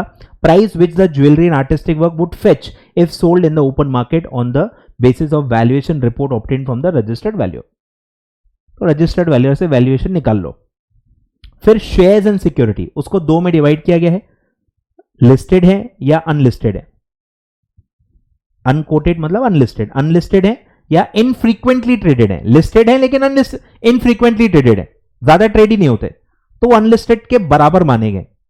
अनलिस्टेड और इनफ्रीक्वेंटली ट्रेडेड को एक ही बराबर माना गया, एक ही तरीके से वैल्यूएशन निकलेगा, मतलब वैल्यूअर से, रजिस्टर्ड वैल्यूअर से वैल्यू निकाल लो। आई होप आप फर्क समझ रहे हो। अनकोटेड मतलब अनलिस्टेड, इनफ्रीक्वेंटली ट्रेडेड मतलब लिस्टेड है लेकिन इनफ्रीक्वेंटली ट्रेडेड है, बहुत कम ट्रेड होते हैं, उसको भी वैल्यूएशन निकालना है। और सेकेंड कैटेगरी है कोटेड है मतलब लिस्टेड है और फ्रीक्वेंटली भी ट्रेडेड है, दोनों फीचर है, लिस्टेड भी है और फ्रीक्वेंटली भी ट्रेड होता है, तो उसका आपको फेयर मार्केट वैल्यू निकालना है। वैल्यूएशन डेट पे जो करंट मार्केट प्राइस चल रहा है वो आपको एक्चुअल मार्केट प्राइस के हिसाब से, वैल्यूएशन डेट पे जो प्राइस चल रहा है उसके हिसाब से उसका वैल्यूएशन करना है। ये आपने काफी जगह पढ़ा होगा। फिर आते हैं डी यानी कि इमूवेबल प्रॉपर्टी, तो उसमें आपको पता ही है गवर्नमेंट वैल्यूएशन चलता है, स्टैम्प ड्यूटी वैल्यूएशन जिसको आप कहते हो। Value adopted or assessed or accessible by an authority of government for the purpose of payment of stamp duty of immutable property. In case of immutable property located outside India, then the वो registered valuer से value निकालनी पड़ेगी। India की जो है वो जो stamp duty value होती है, जो आप कैपिटल गेन में भी पढ़ते हो, वो वाली स्टैम्प ड्यूटी वैल्यू आपको यहाँ पे लेनी है। क्लियर है क्या? तो 4 अलग अलग प्रकार के एसेट्स हैं, सबका वैल्यूएशन अलग अलग होगा, सबको फिर जोड़ देंगे तो टोटल एसेट्स की वैल्यू आ जाएगी। फिर नॉर्मली क्या होता है कि आउटसाइड लाइबिलिटी को माइनस करते हैं, इन्होंने थोड़ा डेफिनेशन उल्टा दिया है। नॉर्मली हम क्या पढ़ते हैं भाई, ये आउटसाइड है, इन्होंने बोला है कि इनसाइड छोड़ के बाकी जो भी होगा, इनसाइड छोड़ के, इंटरनल लाइबिलिटीज छोड़ के जो भी होगा वो सब एक्सटर्नल होगा, वो सब आपको माइनस कर लेना है। मतलब एक्सटर्नल लाइबिलिटीज की लिस्ट देने के बजाय उन्होंने क्या किया है, इंटरनल लाइबिलिटी की लिस्ट दे दी है कि ये इंटरनल है और इसके अलावा जो भी होगा वो सब माइनस कर दो। थोड़ा अलग है क्लॉज, ध्यान दो। तो minus L for liabilities shall be book value, liabilities की भी बुक वैल्यू ही लेंगे, book value of the liability shown in the balance sheet but does not include, not including, ये सारी चीजें नहीं लेनी है। लाइबिलिटी साइड में जो भी है सब ले लो, इनको छोड़ के, क्योंकि ये क्या है, ये इंटरनल है, इंटरनल लाइबिलिटीज छोड़ के बाकी सारे लाइबिलिटीज आप ले लो, क्योंकि हमको आउटसाइड लाइबिलिटीज लेनी होती है। तो आउटसाइड लाइबिलिटीज क्या है वो नहीं दिया है, क्या क्या इंटरनल है वो दे दिया है, उसके अलावा सब एक्सटर्नल माना जाएगा और आपको माइनस करना है। तो क्या क्या इंटरनल में आता है, पेड अप कैपिटल, ठीक है, इक्विटी शेयर्स का, amount set apart for payment of dividends on preference shares, equity shares where such dividend has not been declared before the date of transfer at a general body meeting, जो भी पैसा dividend बांटने के लिए आप अलग करोगे। फिर नॉर्मल रिजर्व्स एंड सरप्लस, ठीक है, लेकिन डेप्रीसिएशन रिजर्व छोड़ के, जो डेप्रीसिएशन तो लॉस है वो तो अलग है, डेप्रीसिएशन का जो प्रोविजन होता है वो छोड़ के नॉर्मल रिजर्व्स एंड सरप्लस में जो भी होगा वो सब इसमें आ जाएगा, भले वो नेगेटिव हो, आपको पता ही है अकाउंट्स में रिजर्व एंड सरप्लस नेगेटिव भी हो सकते हैं तो भी लेंगे, पॉजिटिव हो तो भी लेंगे, नेगेटिव होगा तो भी लेंगे। Any amount representing provisions made for meeting liabilities other than ascertain liability, मतलब कि जब हम पैसा प्रोविजन करते हैं तो उसमें एक होता है कि आपको पता है एग्जैक्टली क्या लॉस आने वाला है, क्या नोन लाइबिलिटी है, और उसके लिए आप फिर प्रोविजन करते हो। कोई कोर्ट केस है, आप हार गए और आपको पता चल गया इतना पैसा देना है तो आप उसके लिए प्रोविजन कर रहे हो, तो नॉन लाइबिलिटी है, एसर्टेन लाइबिलिटी है, वो यहां पे नहीं आएगी क्योंकि वो आउटसाइड लाइबिलिटी मानी जाएगी। ठीक है, यहां लिखा है अदर देन, मतलब वो इंटरनल में नहीं आएगी, मतलब वो एक्सटर्नल में आएगी। उसके अलावा क्या प्रोविजन हो सकती है कि कुछ अनसर्टन चीजें होती हैं, जैसे loss for bad debts, bad debts कितने होंगे किसी को नहीं पता, या कुछ और कोई ऐसी लाइबिलिटी जो पता नहीं है कि कितना अमाउंट जाएगा, अनसर्टन है या अननोन है। अपन रिजर्व्स में पैसा ट्रांसफर करते ही रहते हैं, इसलिए आपने रिजर्व्स में पढ़ा है ना जनरल रिजर्व। जनरल रिजर्व क्या है, जनरल है, हमको नहीं पता क्या हमारे ऊपर आपत्ति आ सकती है, पर हमको आज पैसा है तो हम सेट असाइड कर रहे हैं। तो जनरल रिजर्व नॉर्मली होती है जो अनसर्टन या अननोन चीजों के लिए आप पैसा जमा करते रहते हो, भाई कुछ भी आ सकता है, इसलिए हम जनरल एक रिजर्व बना के रखते हैं, तो वो आएगा। क्या नहीं आएगा, एसर्टेन्ड लाइबिलिटीज के लिए कुछ आपने बनाया है तो वो यहां पे नहीं आएगा, मतलब उसको एक्सटर्नल माना जाएगा, और एक्सटर्नल मतलब वो माइनस होगा। Any amount representing contingent liability other than arrears of dividend payable, अब थोड़ा ये कॉम्प्लेक्स कर दिया इन्होंने बट ठीक है। Any amount representing the contingent liability, मतलब वो माइनस नहीं करनी है, वो इंटरनल मानी जाएगी। कॉन्टिजेंट लाइबिलिटीज माइनस नहीं करना है, लेकिन अगर आपका कोई अरियर ऑफ डिविडेंड है कि डिक्लेयर हो गया है पर पे नहीं हुआ, वो फिर एक्सटर्नल लाइबिलिटी हो जाती है। डिक्लेयर्ड डिविडेंड एक लाइबिलिटी है, इसलिए ऊपर अगर आपने ध्यान दिया होगा तो यहां लिखा है बिफोर नॉट डिक्लेयर्ड। ऐसा पैसा आपने किया, सेट असाइड किया लेकिन डिक्लेयर नहीं किया है। डिक्लेयर नहीं किया तो आपकी लाइबिलिटी आई नहीं है। आपको पता है कंपनीज एक्ट में कि डिक्लेयर हो गया 30 डेज में पे करना ही पड़ता है, लेकिन डिक्लेयर ही नहीं हुआ और मेरे पास प्रॉफिट पड़ा है, मैंने अलग से रखा हुआ है, तो मेरे पे करने की जरूरत नहीं। जब तक आप डिक्लेयर नहीं करते वो लाइबिलिटी नहीं बनता, वो आप ही का पैसा है, आप कहीं और भी यूज कर सकते हो। डिक्लेयर होने के बाद फिर वो पे करना पड़ता है 30 डेज में, तो इसलिए फर्क है। यहां नॉट डिक्लेयर्ड लिखा है, नॉट डिक्लेयर्ड इंटरनल में माना जाएगा, और अगर अरियर्स हैं मतलब वो डिक्लेयर हो गया है अभी भी पे करना बाकी है तो वो एक्सटर्नल लाइबिलिटी मानी जाती है, और एक्सटर्नल मानी जाएगी मतलब वो माइनस होगा। इंटरनल लाइबिलिटीज माइनस नहीं होंगी, एक्सटर्नल लाइबिलिटीज माइनस होंगी। जो आइटम इंटरनल में नहीं आ रहा मतलब वो एक्सटर्नल में आएगा, ठीक है। तो यहां ऐसा लिख लो कि जो जो इंटरनल में आएगा, ये जो लिस्ट है ये इंटरनल की है, इंटरनल की है मतलब ये माइनस नहीं होगा, और जो जो इंटरनल में नहीं है मतलब वो एक्सटर्नल में आएगा, वो माइनस होगा, ठीक है। ये ऐसा इंटरप्रिटेशन आप लिख लो।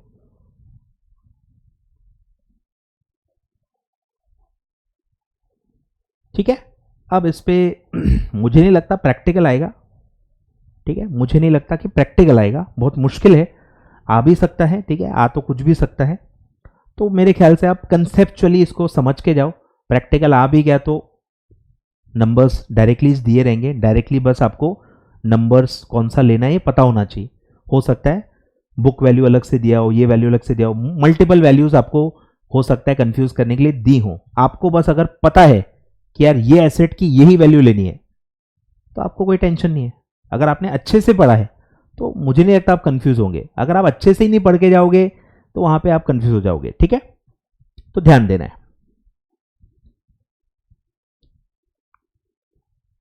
रिवाइज कर लेते हैं क्या है। ज्वेलरी एंड आर्टिस्टिक वर्क में क्या लेना है, वैल्यूएशन रिपोर्ट। अनकोटेड इनफ्रीक्वेंटली में क्या लेना है, रजिस्टर्ड वैल्यूअर की रिपोर्ट से। कोटेड एंड फ्रीक्वेंटली ट्रेडेड है तो उसका फेयर मार्केट वैल्यू जो चल रहा है वैल्यूएशन डेट पे। फिर अगर इमूवेबल प्रॉपर्टी है तो stamp duty valuation. Outside India है तो रजिस्टर्ड वैल्यूअर की रिपोर्ट के हिसाब से जो आएगा, और जो भी उसके अलावा एसेट्स हैं उनका बुक वैल्यू। और कोई अगर फिक्टिशियस एसेट्स हैं तो वो हाथों हाथ माइनस कर लेना है बुक वैल्यू से, ठीक है। ये सब ऐसा पता होना चाहिए। तो ये पूरा आपका अमेंडमेंट है। आगे बढ़ते हैं, देख लो अच्छे से। फिर एक दिया है रेफरेंस रेट क्या होता है। बार बार जगह जगह पे रेफरेंस रेट का ये आता है। तो फ्लोर प्राइस के लिए रेफरेंस रेट क्या मानी जाएगी, तो आपने कब पब्लिक अनाउंसमेंट की है उसके ऊपर डिपेंड करता है। अगर आपने मार्केट बंद होने से पहले, मतलब जब मार्केट खुला है तब आपने ये पब्लिक अनाउंसमेंट डाला था इसका बायबैक का, तो जो डेट है इनिशियल पब्लिक अनाउंसमेंट का जो डेट है वही डेट को रेफरेंस डेट माना जाएगा। मतलब वर्किंग आवर्स में, ट्रेडिंग आवर्स में आपने अनाउंसमेंट दिया था तो वही डेट रेफरेंस डेट माना जाएगा। अगर आपने वर्किंग आवर्स के बाद, ट्रेडिंग आवर्स के बाद अनाउंसमेंट किया, या नॉन ट्रेडिंग डे, छुट्टी के दिन पे, नॉन ट्रेडिंग डे पे आपने अनाउंसमेंट दिया, तो कौन से डेट को रेफरेंस डेट माना जाएगा, वो दिया है ट्रेडिंग डे नेक्स्ट, जो भी अगला दिन होगा, trading day next to the date of initial public announcement if such announcement was made after the close of the market hours और on a non trading day.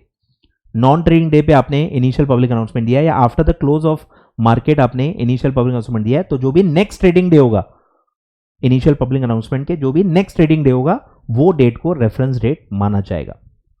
Clear है क्या? बढ़े आगे। सेम है, देखो जगह जगह छोटे छोटे अमेंडमेंट्स है, मेरे ख्याल से कोई काम के नहीं है।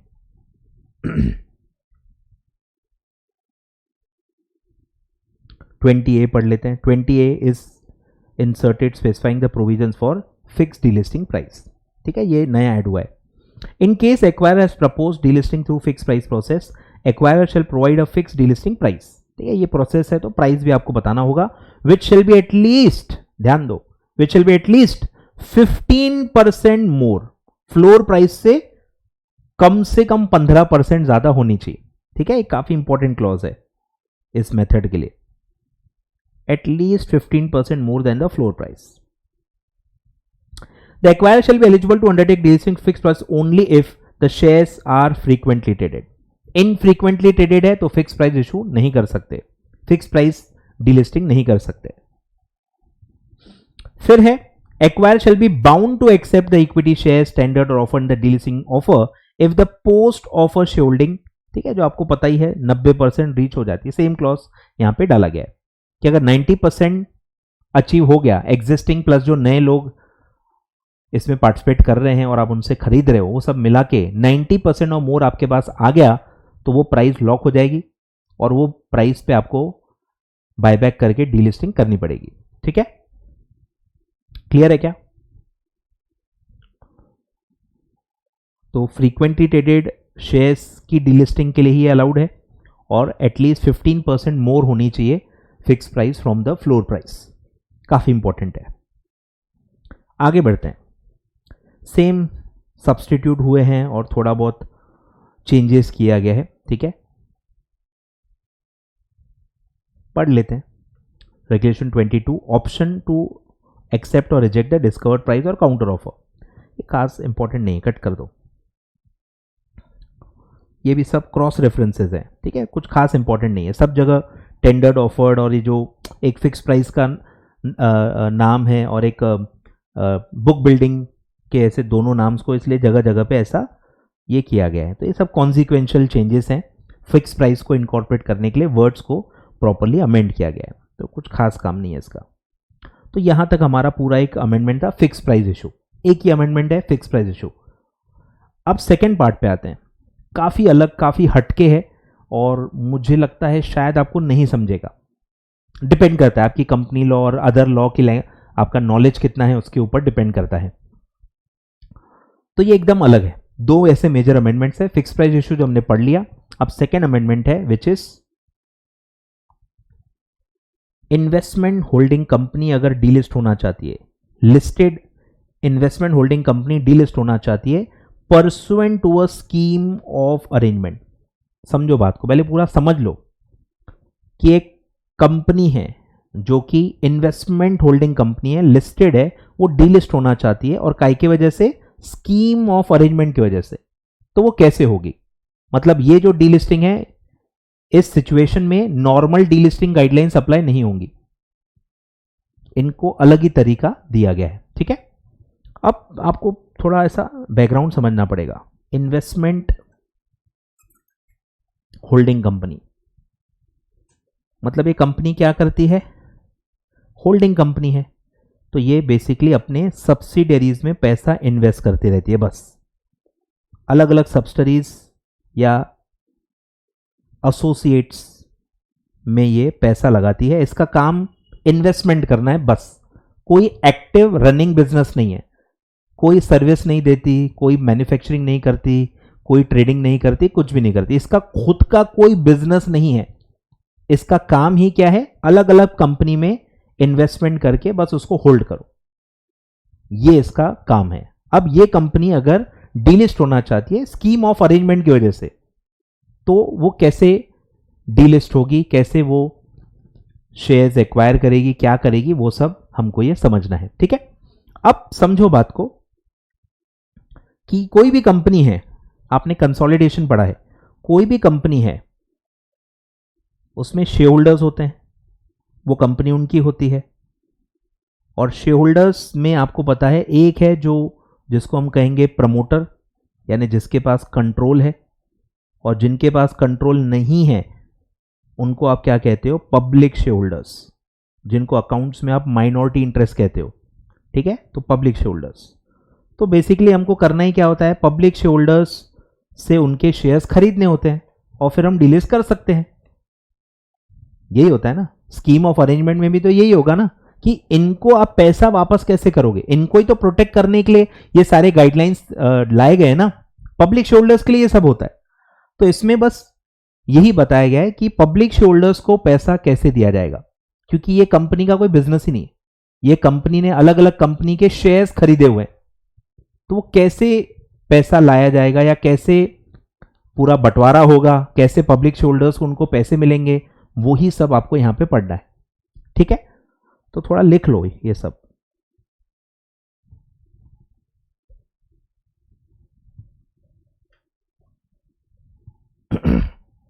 बढ़े आगे, आ जाओ। काफी ऑफ बीट आइटम है ये, ठीक है, ऑफ बीट टॉपिक है। तो कैसे होगा, पहले ये दिया है, और सेकेंड क्लॉज में दिया है कि कंडीशंस क्या हैं, कौन से इन्वेस्टमेंट होल्डिंग कंपनीज ये सब तरीका अपना सकते हैं। तो पहला क्लॉज ही कैसे दिया है, कैसे हम पब्लिक शेयर होल्डर्स को कैसे हम पैसा देंगे, वो सब दिया गया है। ध्यान दो, nothing contained in these regulation shall apply to delisting of equity shares of investment holding company pursuant to a scheme of arrangement of an order of court और ट्रिब्यूनल। ठीक है, सब्जेक्ट मैटर समझ गए कि अगर आप स्कीम ऑफ अरेंजमेंट कर रहे हो, आप कौन हो, इन्वेस्टमेंट होल्डिंग कंपनी हो, आप अपने शेयर्स को डिलिस्ट करना चाहते हो ऑर्डर ऑफ कोर्ट या ट्रिब्यूनल की वजह से, तो ये पूरे जो गाइडलाइंस आप पढ़ रहे हो डीलिस्टिंग के, ये आप पे अप्लाई नहीं होंगे। आप पे ये sub regulation 2 and sub regulation 3 apply होगा, इसके हिसाब से आपको डीलिस्टिंग करनी है। तो कैसे करना है, delisting of equity shall be made, सब regulation 1 shall be undertaken in the following manner. Number 1, listed investment holding company shell transfer equity shares held bye it in other listed company. समझ में आ रहा है जो मैंने बताया ना, ये अब चार्ट काम आएगा आपको कि इन्वेस्टमेंट होल्डिंग कंपनी क्या होल्ड कर रही है, उसके एसेट साइड में क्या आता है, कोई फिक्स एसेट थोड़ी है उसके पास दूसरे कंपनी के शेयर्स हैं, इन्वेस्टमेंट्स हैं। ठीक है, तो सब्सिडरीज अलग अलग इनके शेयर्स, इक्विटी शेयर्स आप होल्ड कर रहे होंगे। ठीक है, तो उनको बेसिकली दो में कैटेगराइज किया गया है कि कुछ होंगी लिस्टेड, कुछ हो सकता है अनलिस्टेड भी हो। तो अगर लिस्टेड कंपनीज हैं, अदर लिस्टेड कंपनीज के जो भी शेयर्स हैं वो आप पब्लिक शेयर होल्डर्स को दे दो। कितना, जितना उनका शेयर होल्डिंग है, यानी कि मेरी कंपनी में जितना उनका शेयर होल्डिंग पैटर्न होगा, जो हम बनाते हैं ना कॉस्ट ऑफ कंट्रोल और अकाउंट्स में, कि प्रमोटर के पास 70% है, पब्लिक शेयर होल्डर्स के पास 30% है, तो 30% ही आपका रेशो हो गया कि जो भी शेयर्स आपके पास हैं लिस्टेड, इसका 30% पब्लिक शेयर होल्डर्स के होंगे, पब्लिक शेयर होल्डर्स को दे दो। 30% उनका है, कंपनी में 30% होल्ड करते हैं, तो इनका भी 30% उनको दे दो। सीधे सीधे शेयर्स ही दे दो, पैसा मत दो, शेयर्स ही ट्रांसफर कर दो। ठीक है, समझा गया। तो लिस्टेड के लिए ये अदर लिस्टेड कंपनी, मतलब जिनके शेयर्स आपके पास है वो लिस्टेड कंपनीज हैं, तो डायरेक्ट शेयर्स ट्रांसफर कर दो to its public share holders in proportion to their share holding. तो जो भी उनका शेयर होल्डिंग पैटर्न है उसके हिसाब से उतने % शेयर्स आप दे दो। यहां तक क्लियर है। अब जिन कंपनी के शेयर्स वो इन्वेस्टमेंट होल्डिंग कंपनी होल्ड कर रही है, अगर वो अनलिस्टेड है तो सेकेंड क्लॉज आएगा। ध्यान दो, unlisted companies, investment listed company में make a payment in cash. ठीक है, ऐसे शेयर्स के लिए आपको कैश देनी है सीधे, in exchange for underlying shares और investment made by such investment holding company in unlisted companies और other assets if any to the public share holders in proportion to their share holding. तो unlisted या जो भी दूसरे other assets होंगे उनका cash देना पड़ेगा, मतलब वो बेच के आपको कैश अरेंज करनी पड़ेगी। लिस्टेड कंपनी के शेयर्स बेचने नहीं है, लिस्टेड कंपनी के शेयर्स डायरेक्ट ट्रांसफर करने प्रोपोर्शनेट। क्लियर है क्या? और फिर दिया है कि लाइबिलिटीज का क्या होगा, सॉरी ये जो पेमेंट किया, पेमेंट करने के बाद क्या होगा, वो अपने शेयर्स दे देंगे। बेसिकली हम कंसिडरेशन चुका रहे हैं, यहां कंसिडरेशन देखो निकालने का कोई तरीका ही नहीं है। पब्लिक शेयर होल्डर्स जो हैं उनका राइट एसेट्स में है ना, तो तुमने एसेट्स का पैसा दे दिया, अब वो अपने शेयर्स आपको दे देंगे और फिर वो आप डीलिस्ट कर सकते हो। ठीक है, तो ये जो पैसा आपने दिया है इसके बदले पब्लिक शेयर होल्डर्स आपको अपने शेयर्स दे देंगे और वो शेयर्स फिर उस कंपनी को कैंसिल करने पड़ेंगे। ठीक है, ध्यान दो, public share holding of the listed investment holding company shall B extinguished, cancel करने पड़ेंगे, extinguished upon transfer of underlying shares mentioned in 1 and payment in cash. जब भी आपने ऊपर के हिसाब से पेमेंट कर दिया, फिर वो लोग अपने शेयर्स आपको वापस करेंगे और वो शेयर्स आपको एक्सटिंग्विश करने हैं जैसे आप रिडक्शन करते हो कैपिटल का अंडर 66 ऑफ कंपनीज एक्ट। याद आ रहा है? कैंसिल कर देंगे तो आपका सीधे कैपिटल रिड्यूस हो जाएगा, तो वो आपको करना है। और फिर है, और ये सब करने के बाद पब्लिक शेयर होल्डर्स को उनका पूरा पैसा देने के बाद, उनके शेयर्स लेके एक्सटिंग्विश करने के बाद, अब आप डीलिस्टिंग के लिए अप्लाई कर सकते हो। ठीक है, listed investment holding company shall apply to stock exchanges for delisting. आ रहा है कुछ समझ में? तो इमेजिन करो, लिस्टेड यानी इन्वेस्टमेंट्स। ठीक है, इन्वेस्टमेंट्स आपने किए हैं। इन्वेस्टमेंट्स कहाँ किए हैं? लिस्टेड कंपनीज में, अनलिस्टेड कंपनीज में, और कुछ आपके करंट एसेट्स होंगे। ठीक है, कुछ कैश, बैंक, ये वो सब होगा। और यहां पे है आपके प्रमोटर्स और आपके पब्लिक शेयर होल्डर्स। ठीक है, ऐसा बैलेंस शीट के हिसाब से सोचो। तो ये पब्लिक शेयर होल्डर्स जो हैं, लिस्टेड में क्या होगा? ट्रांसफर कर दो। या एग्जाम्पल ले लो, 30% है तो यहां 30% लिस्टेड कंपनी के शेयर्स आप ट्रांसफर कर दो। अनलिस्टेड हैं तो उसको बेच के कैश दे दो 30%, और करंट एसेट्स भी है, अदर एसेट्स, वो भी उसका कैश दे दो 30%। फिर ये लोग जो है ये शेयर्स अपने दे देंगे और ये शेयर्स को कैंसिल करना है। ठीक है, reduction section 66 of companies act के हिसाब से एक्सटिंग्विश कर देना है। तो ऐसा पूरा ये मामला है, लिख लो थोड़ा बहुत।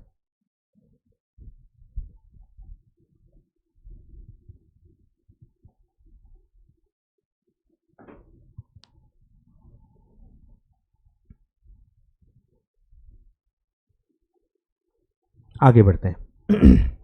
अब है कंडीशंस। ठीक है, ध्यान दो, ये थोड़ा आप भारी जाएगा आपको, कुछ कुछ चीजें ये मेरे ख्याल से फिर भी आपको ख्याल में आ जाएगा। सिंपल लैंग्वेज में, सिंपल सिंपल ध्यान रखो। काफी कुछ कुछ ये जो कॉम्प्लेक्स चीजें हैं कट कर दो, ज्यादा दिमाग लगाओ मत। ठीक है, खत्म हो जाएगा। ठीक है, क्रक्स पे ध्यान दो। आगे बढ़ते हैं। Delisting of equity shares in investment holding company in terms of subsection 1 shall be permitted subject to the following conditions. ठीक है, कुछ कंडीशंस हैं जो आपको फुलफिल करनी है। नंबर 1 कि जो कंपनी है उसका पहले आपको वैल्यूएशन निकालना पड़ेगा। ठीक है, ये जो इन्वेस्टमेंट कंपनी है इसका वैल्यूएशन निकालो, इसका वैल्यूएशन निकालो, और उसका मिनिमम 75% जो वैल्यू आएगा उतना अमाउंट आपके डायरेक्ट इन्वेस्टमेंट्स होने चाहिए। ठीक है, पूरा मैं समझाता हूं, फिर लिख के देता हूं। The listed investment holding company shall have not less than मतलब minimum not less than 75% of its fair value, यानी अलग से आपको वैल्यू निकालना पड़ेगा। फेयर वैल्यू निकाल लो कंपनी की, और उसका जो भी 75% है उतना मिनिमम अमाउंट होना चाहिए। कहां? Comprising direct investments in equity shares of other listed company.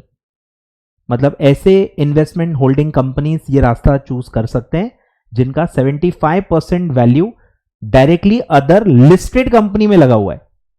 मतलब अगर 75% से कम लगा हुआ है तो फिर वो लोग ये रास्ता अपना नहीं सकते। ठीक है, ये जो है, तो ये जो है मिनिमम 75% होना चाहिए of the fair value of company. ठीक है, और ये दो जो हैं ये मतलब लेस देन 25% होने चाहिए। क्लियर है क्या? ऐसा होगा तो ही आप इस स्कीम में इस रेगुलेशन के हिसाब से चीजें कर पाओगे। अब ये फेयर वैल्यू कैसे निकलेगी? तो वो दिया हुआ है, the fair value of the listed investment holding company shall be determined pursuant to a joint report. दो इंडिपेंडेंट वैल्यूअर्स को बिठाओ और उनको साथ में मिलकर वैल्यूएशन बोलो, और उनकी जॉइंट रिपोर्ट में जो वैल्यूएशन आएगी वो फेयर वैल्यू आप लेंगे। विच इंटर लिया shall include value of investments of frequently traded shares of listed entity based on 60 trading days VWAP, volume weighted average market price, and fair value of the investments of infrequently traded share of listed companies and unlisted companies, यानी criterias दिए हैं अलग अलग assets को आपको कैसे value करना है।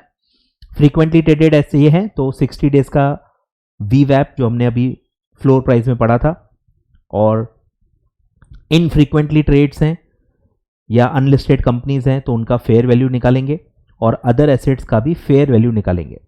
तो ये सब वैल्यूअर इसके हिसाब से अपना जॉइंट वैल्यूएशन निकालेंगे। फिर है कि आपको एलओडीआर भी फॉलो करना है। आप एक लिस्टेड एंटिटी हो, डीलिस्ट हो रहे हो, तो एलओडीआर में जो स्कीम ऑफ अरेंजमेंट के रेगुलेशंस हैं, रेगुलेशन 11, 37, 94, ये स्कीम ऑफ अरेंजमेंट वाले रेगुलेशन है, ये भी आपको फॉलो करने हैं। Listed investment holding company shall comply, ठीक है, वो भी मतलब आपको फॉलो करने हैं। Shall comply with the regulations of LODR and circulars issued there under. फिर कुछ प्रोसीजरल पार्ट दिए हैं। There shall be e voting. अगर आप डीलिस्टिंग करना चाहते हो तो ऑब्वियसली आप शेयर होल्डर्स का अप्रूवल लोगे, शेयर होल्डर्स की मीटिंग होगी, वहां पे आपको रेजोल्यूशन पास करना होगा, तो वो सब दिया हुआ है कि ई वोटिंग से ही आपको वोटिंग करनी पड़ेगी, जहां पे कितना मेजॉरिटी चाहिए, सिर्फ पब्लिक शेयर होल्डर्स की वोटिंग होगी, ठीक है, और आपके पास कितने वोट्स होने चाहिए, at least 2 times, not less then 2 times in favour, 2 times का क्राइटेरिया है। सिर्फ पब्लिक शेयर होल्डर्स वोट करेंगे, ई वोटिंग से होगा, और एटलीस्ट 2 टाइम्स फेवर में वोट लगेंगे देन अगेंस्ट द रेजोल्यूशन, ठीक है। फिर ये जो मीटिंग होगी इसके लिए आपको नोटिस देनी होगी, फिर उसमें एक्सप्लेनेटरी स्टेटमेंट देना होगा, तो उसमें क्या क्या आप बताओगे वो सब चीजें दी हुई है। Material disclosures in relation to calculation of entitlement ratio. अब एक एंटाइटलमेंट रेशो निकलेगा कि किसको कितना मिल रहा है, जैसे मैंने आपको 30% बताया कि सारे पब्लिक शेयर होल्डर्स का इतना आ रहा है, तो फिर एक एक का एंटाइटलमेंट रेशो निकालना पड़ेगा कि कितने उनके पास शेयर्स हैं divided by the total shares. Material disclosures in relation to calculation of entitlement ratio and per share consideration is included in the explanatory statement. Shares दे रहे हो तो शेयर्स का कितना वैल्यू है, कैश दे रहे हो तो कैश का वैल्यू कितना है, तो पर शेयर पब्लिक शेयर होल्डर को एक शेयर के लिए कितना पैसा मिला, मॉनेटरी नॉन मॉनेटरी सब मिला के पर शेयर पब्लिक शेयर होल्डर को कितना मिला, ये भी आपको अलग से कैलकुलेट करके बताना होगा। फिर है जो जॉइंट वैल्यूएशन रिपोर्ट है वो भी आपको बतानी होगी। Joint valuation report obtained by 2 independent valuers shall be submitted to the stock exchange along with the draft scheme for public disclosure. फिर एक सीए का भी रिपोर्ट लगेगा या मर्चेंट बैंकर का, रिपोर्ट फ्रॉम चार्टर्ड अकाउंटेंट और merchant banker confirming the entitlement ratio, कि entitlement ratio बरोबर निकाला है, उसका एक अलग से सर्टिफिकेट लगेगा सीए या मर्चेंट बैंकर का। फिर है ये वही कंपनीज पूरा ये प्रोसीजर फॉलो करेंगी जिनकी लिस्टिंग को कम से कम 3 साल हो गए, 3 इयर्स की लिस्टिंग हिस्ट्री होनी चाहिए। Shares shall have been listed for not less than 3 years and shall not be suspended at the time of taking this route, ठीक है, करंटली सस्पेंडेड आपके शेयर्स नहीं होने चाहिए, एक्टिवली ट्रेडेड होने चाहिए। फिर है कोई और एडवर्स ऑर्डर आपके खिलाफ पास नहीं होने चाहिए, आपके प्रमोटर के खिलाफ भी लास्ट 3 इयर्स में कोई ऑर्डर सेबी का पास नहीं हुआ होना चाहिए। और फिर है equity shares of listed investment holding company so delisted shall not be permitted to relist, ठीक है, कितने साल तक, 3 साल तक, 3 इयर्स तक फिर से रीलिस्ट आप नहीं कर सकते, ठीक है, और जो गाइडलाइंस पे अलाउड है वो चलेगा, लेकिन 3 इयर्स तक आप फिर से रीलिस्ट नहीं कर सकते एक बार आप ये क्लॉज के तहत डीलिस्ट होते हो तो। और अगर आपका कोई फाइनेंशियल सेक्टर रेगुलेटर है उसने भी डीलिस्टिंग के लिए कोई क्लॉज या कोई रेगुलेशन या रूल्स बनाए हैं, वो भी आपको फॉलो करने पड़ेंगे, ठीक है।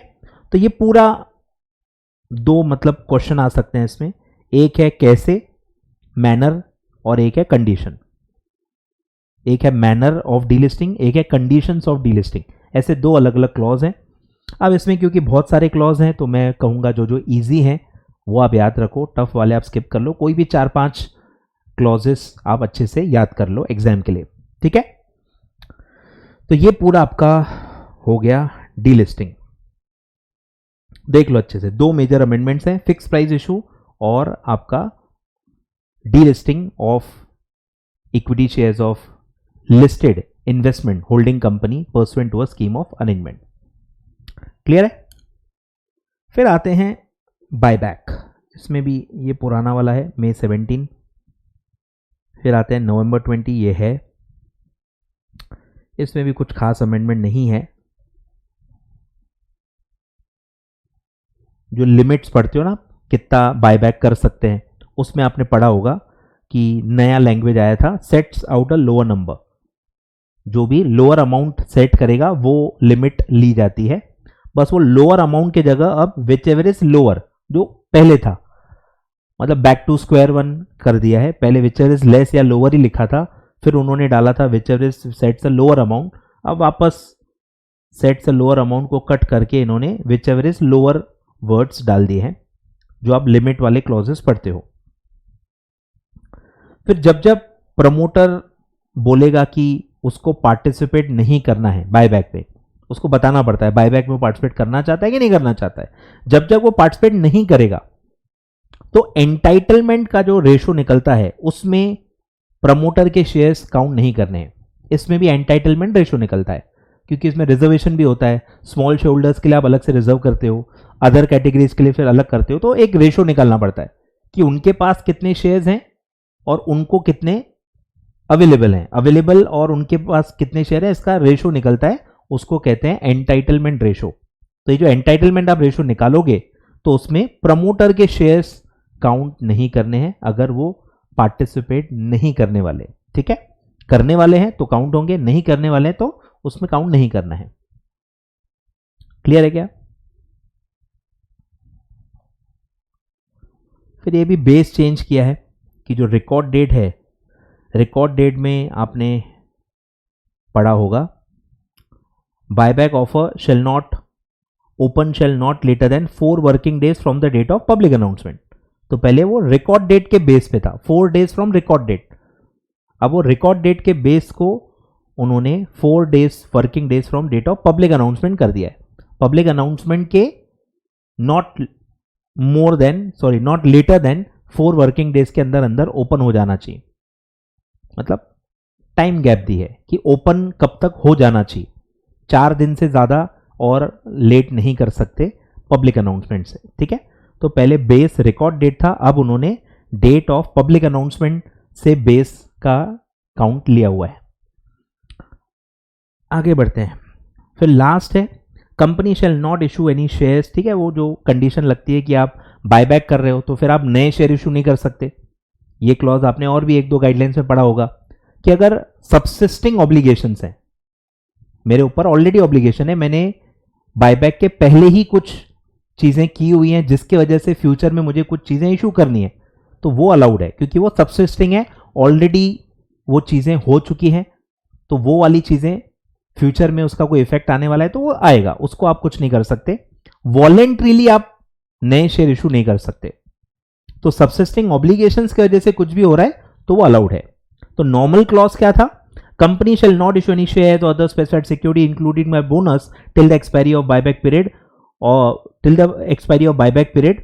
और the offer made under the regulation, कि जब तक बायबैक पीरियड चल रहा है उसके बीच में आप नए शेयर या कुछ और इशू नहीं कर सकते।